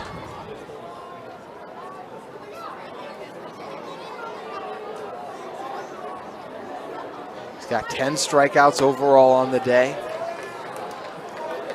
Currently 2-2 in the count. Falcons need just 1 run to claim the walk-off victory here in the bottom of the 7th. The top-seeded Falcons looking to advance against the 8th-seeded Pleasant Grove Vikings. Pickle. Wisely doesn't swing on that one, brings us to full count.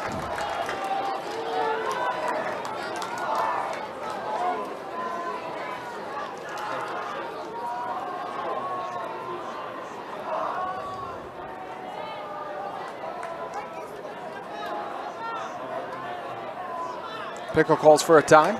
He struck out the last 2 times we saw him.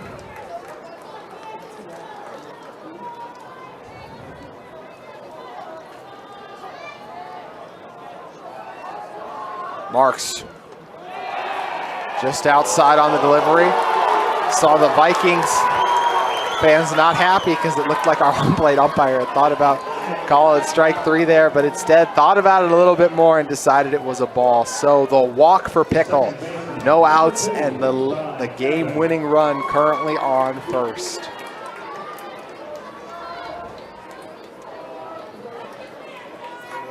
Evans now due up. Evans struck out in his first plate appearance. He's retired in his second as well. Evans shows bunt, pulled back.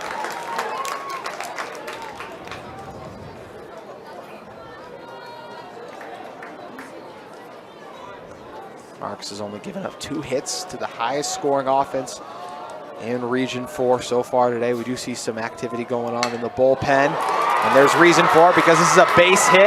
It's ripped into right field, and Pickle's going to be forced to hold up on third, but with no outs in the inning, Skyridge in strong position to score what would be a walk-off victory. Big base hit from Evans on the line drive into right field. So Pickle the third, Evans at first. Vikings thinking about making a change. Looks like they're talking about it right now.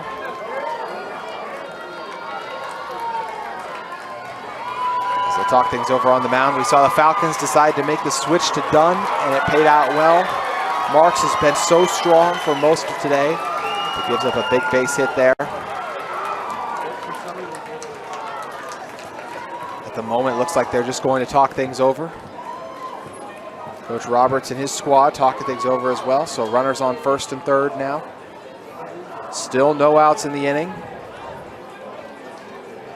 Any ball hit into the outfield would allow Pickle to score. And in some scenario, Pickle was retired. Evans still on first. So the top seed in our tournament struggled so much offensively on the day. Now in a great position for the walk-off victory in the bottom of the 7th.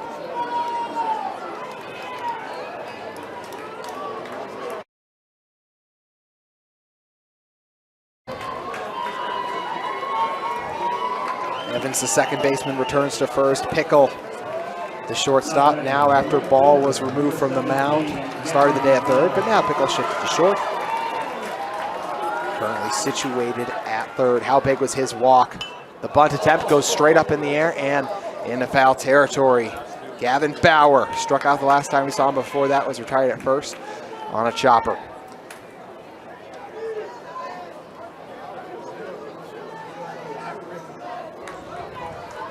We'll reset and do it again. Bauer looking to blast one and be the hero in the first game at UVU for the Falcons. He fouls it off into right field. Tell he's looking to just get a hold of it.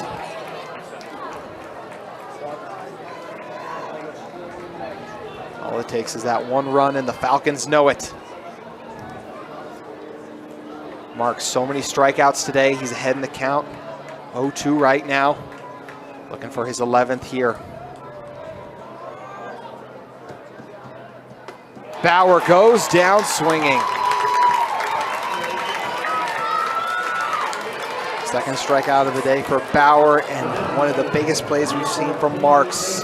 He's going to need 2 more, or at least just 1 more to eliminate the sacrifice fly.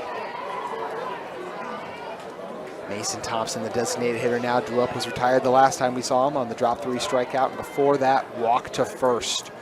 1 out in the inning. Pickle at third. Evans at second.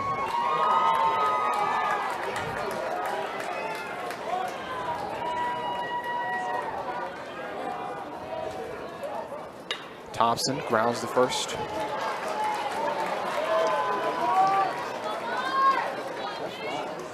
Thompson on the seasons drove in 18 runs. This could be the biggest of the year to advance the Falcons in the winner's bracket and seal the deal with a victory.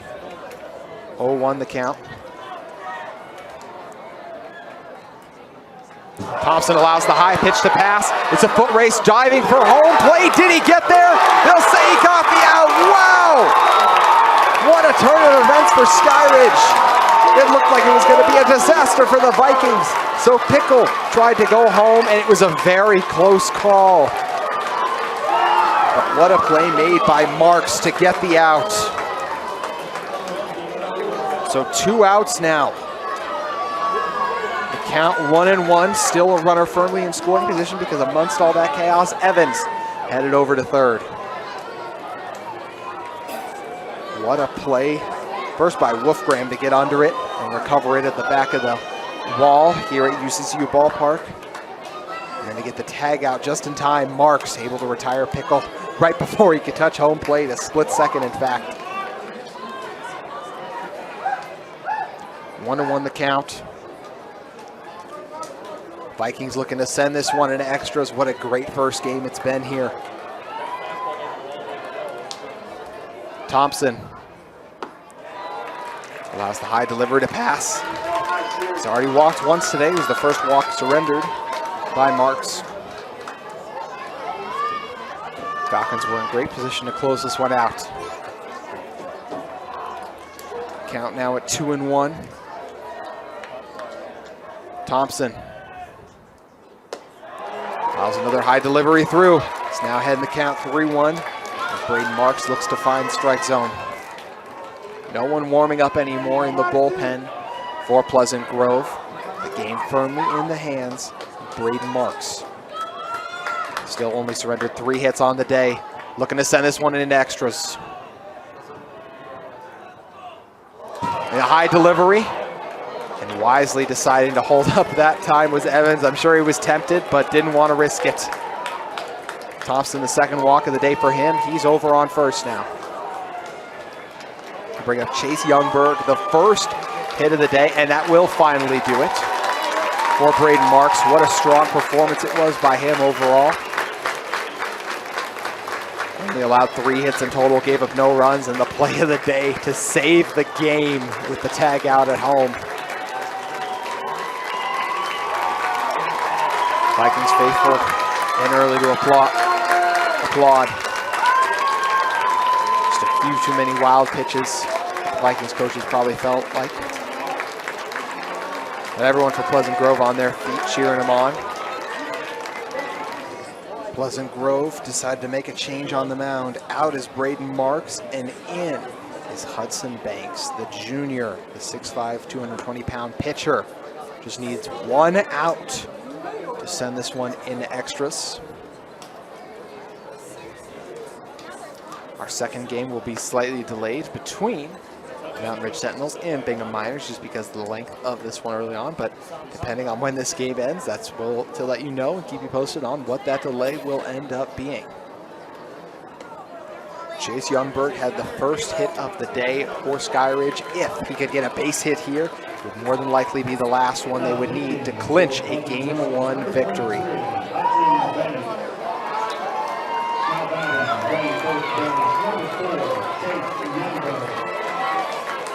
As I mentioned, Youngberg ripped one into right field in his first plate appearance, and his second grounded out to first.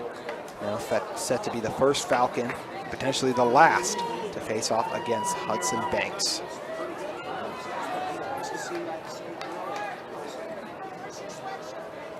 Thompson over on first.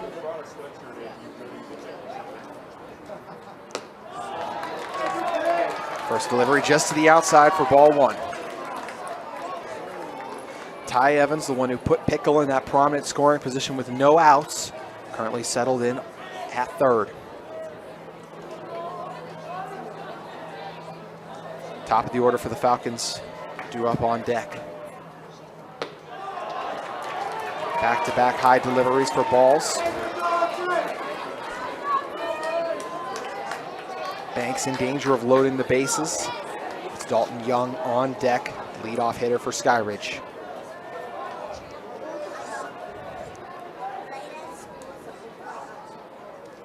Youngberg takes a swing, gets nothing.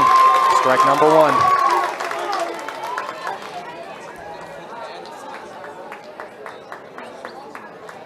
Two-1 the count. Vikings looking to force extras and then complete the upset. Falcons looking to advance. Youngberg calls timeout, steps out to reset.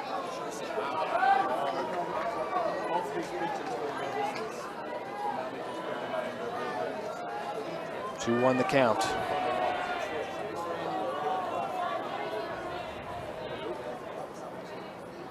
Youngberg fouls it off. Count now goes to 2-2.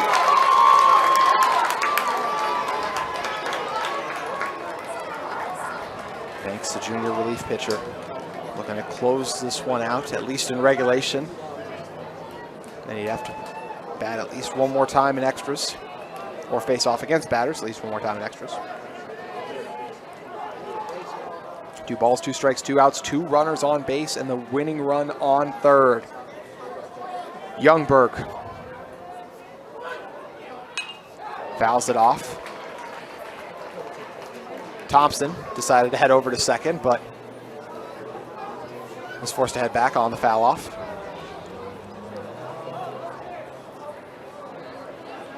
Vikings not concerned with him stealing second. Their priority is to retire Youngberg and thus force extra innings. Hudson Banks 1 pitch away from doing it for the Vikings and sending this one in extras. They did decide to send Thompson, but a wise decision made not to throw it by Banks, as he's able to force Evans to stay settled in at third. The 2-2 delivery, we're finally set for it. Youngberg.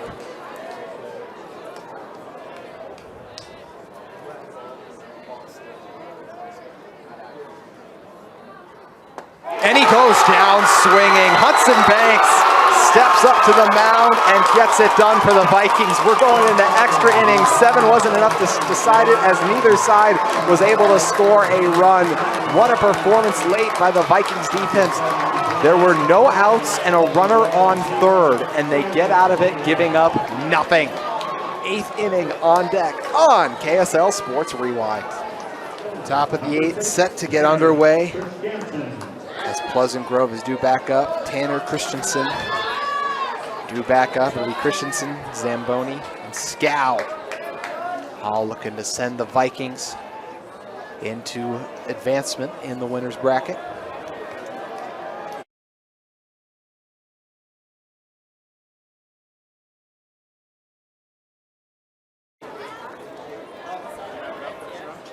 Strike one delivered that time.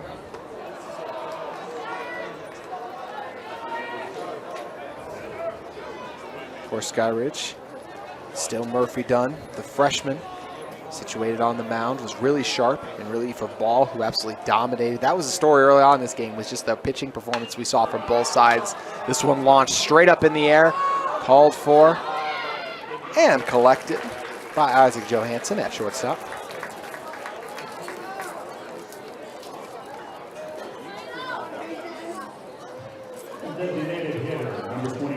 Hayden Zamboni, the DH, 2 strikeouts in his first 2 plate appearances and a walk. In fact, Zamboni's first strikeout, he left 2 runners on base. One of them was on third. It kind of foreshadowed basically what was to come, as of course we had that huge sequence that just played out where Falcons had no outs and a runner on third, and they weren't able to score him. They had the situation where, of course, it was Pickle who tried to steal home but was tagged out. Arguably the play of the day made by Braden Marks, who's made so many great ones with numerous strikeouts on the mound. 1-1 the count with 1 out.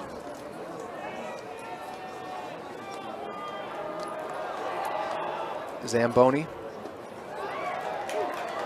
allows a strike through. So count now at 2-1.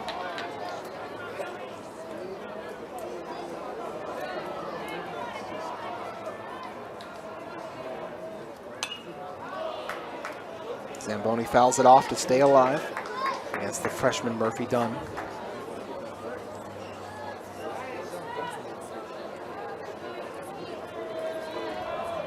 This Vikings team that's fought hard all season.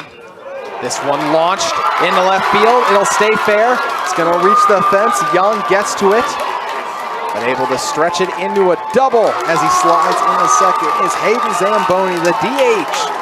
Comes up big for the Vikings, their biggest base hit of the day.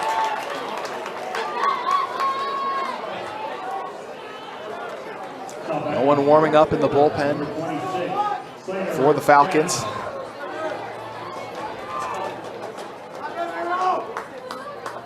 Vikings initially had bodies in that position, but took them out.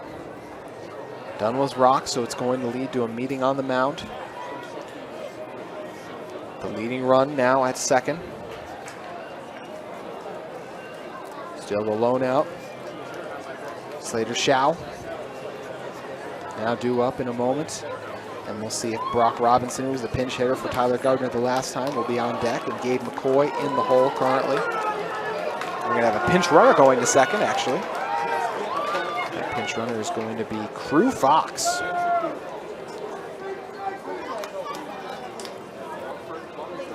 Vikings have used a lot of pinch runners today. Falcons have not. Fox, the junior, 5'3", 140 pounds.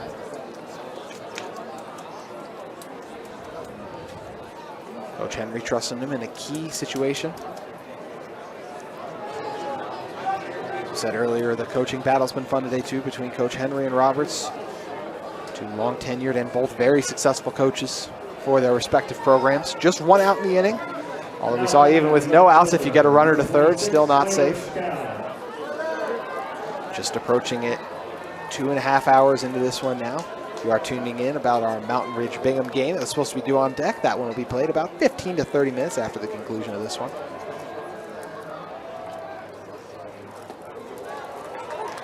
Scow thought about swinging at it, but pulled back. 0-1 the count. Scow in his first plate appearance was retired at second on a low line drive. Then his two previous plate appearances had base hits after he smacked one into left field, and then in a line drive that allowed him to load the bases in his previous at-bat. Takes a big hack, gets nothing there. 0-2 the count now.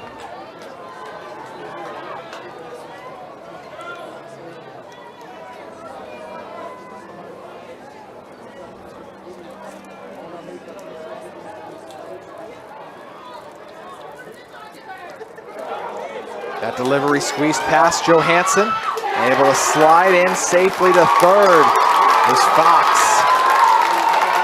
Fox took advantage of the chaos. Now with the 1-2 count, just one out. Vikings in a strong position to take the first lead of the game.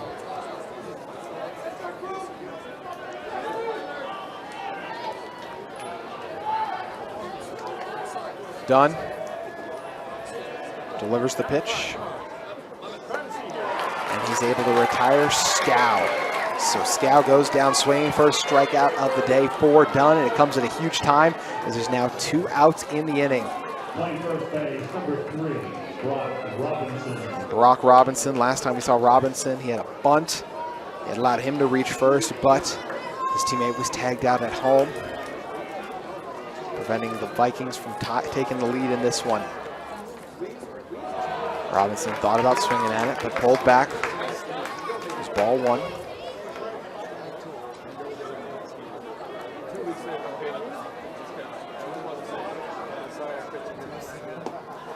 Robinson took a hack, got nothing. 1-1 the count now.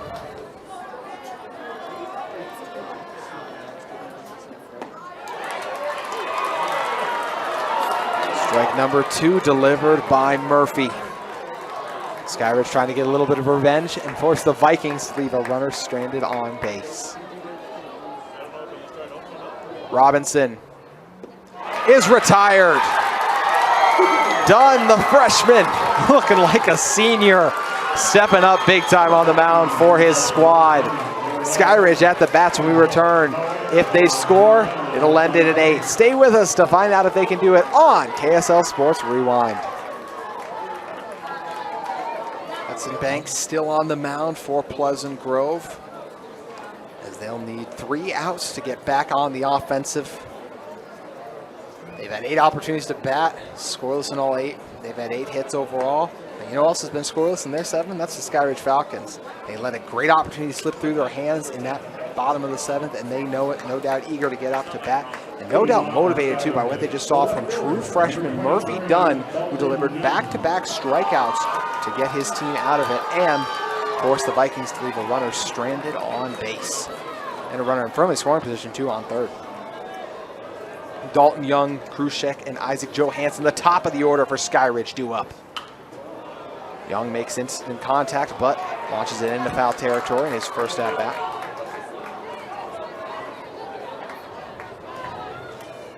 Banks came in and got that huge crucial out on Chase Youngberg. Pickle being caught stealing at home was a huge turn of events, as we could have been probably 5 minutes away from starting our next game if it wasn't for the play made. First, it was by Braden Marks, who overthrew, who had a high delivery on the wild pitch, but then he came over to cover home just in time, and his quick hands got the tag out. 2-0 the count. Young fouls it off. It's been a crazy season of baseball here in the state of Utah with the weather delays, the rain delays we've had, battling snow. It's been quite the inclement weather, but beautiful day today. Wind whistling a little bit out in the field. 0-2 the count. Young launches one in the left field. Calling for it, going back, giving chase, unable to track it. Takes a bounce before it reaches the fence, and it'll be a double for Dalton Young as Christensen out in left field was unable to locate it. But even if he had, I'm not sure he would have been able to get to it. Huge hit from Young, who was 0-2 in the count before that. Booming shot in the left field.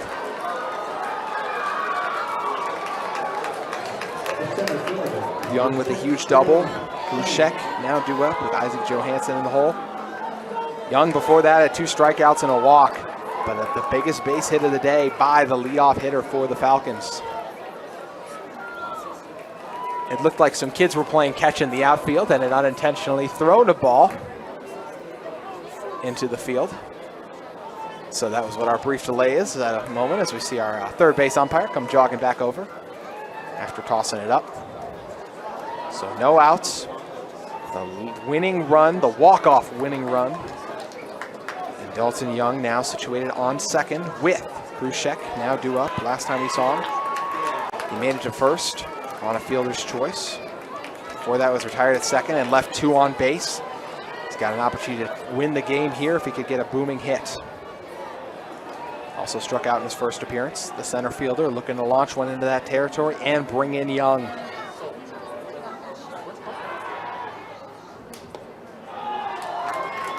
First delivery by Hudson Banks just to the outside.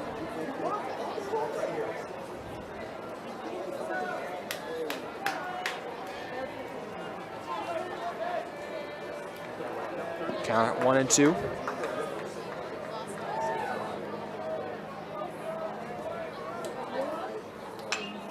This one lifted into shallow right field. They're sending Young home, and Young flying in. He's gonna make it. Falcons are gonna take it. Wow, what a performance. And the big time walk-off hit from Shenk. Skyridge takes the 1-0 victory.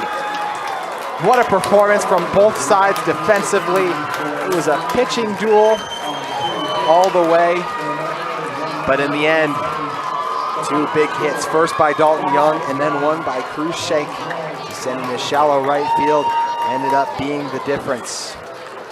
The first and only RBI of the day ends up giving the top-seeded Falcons the victory and allows them to advance in our winner's bracket.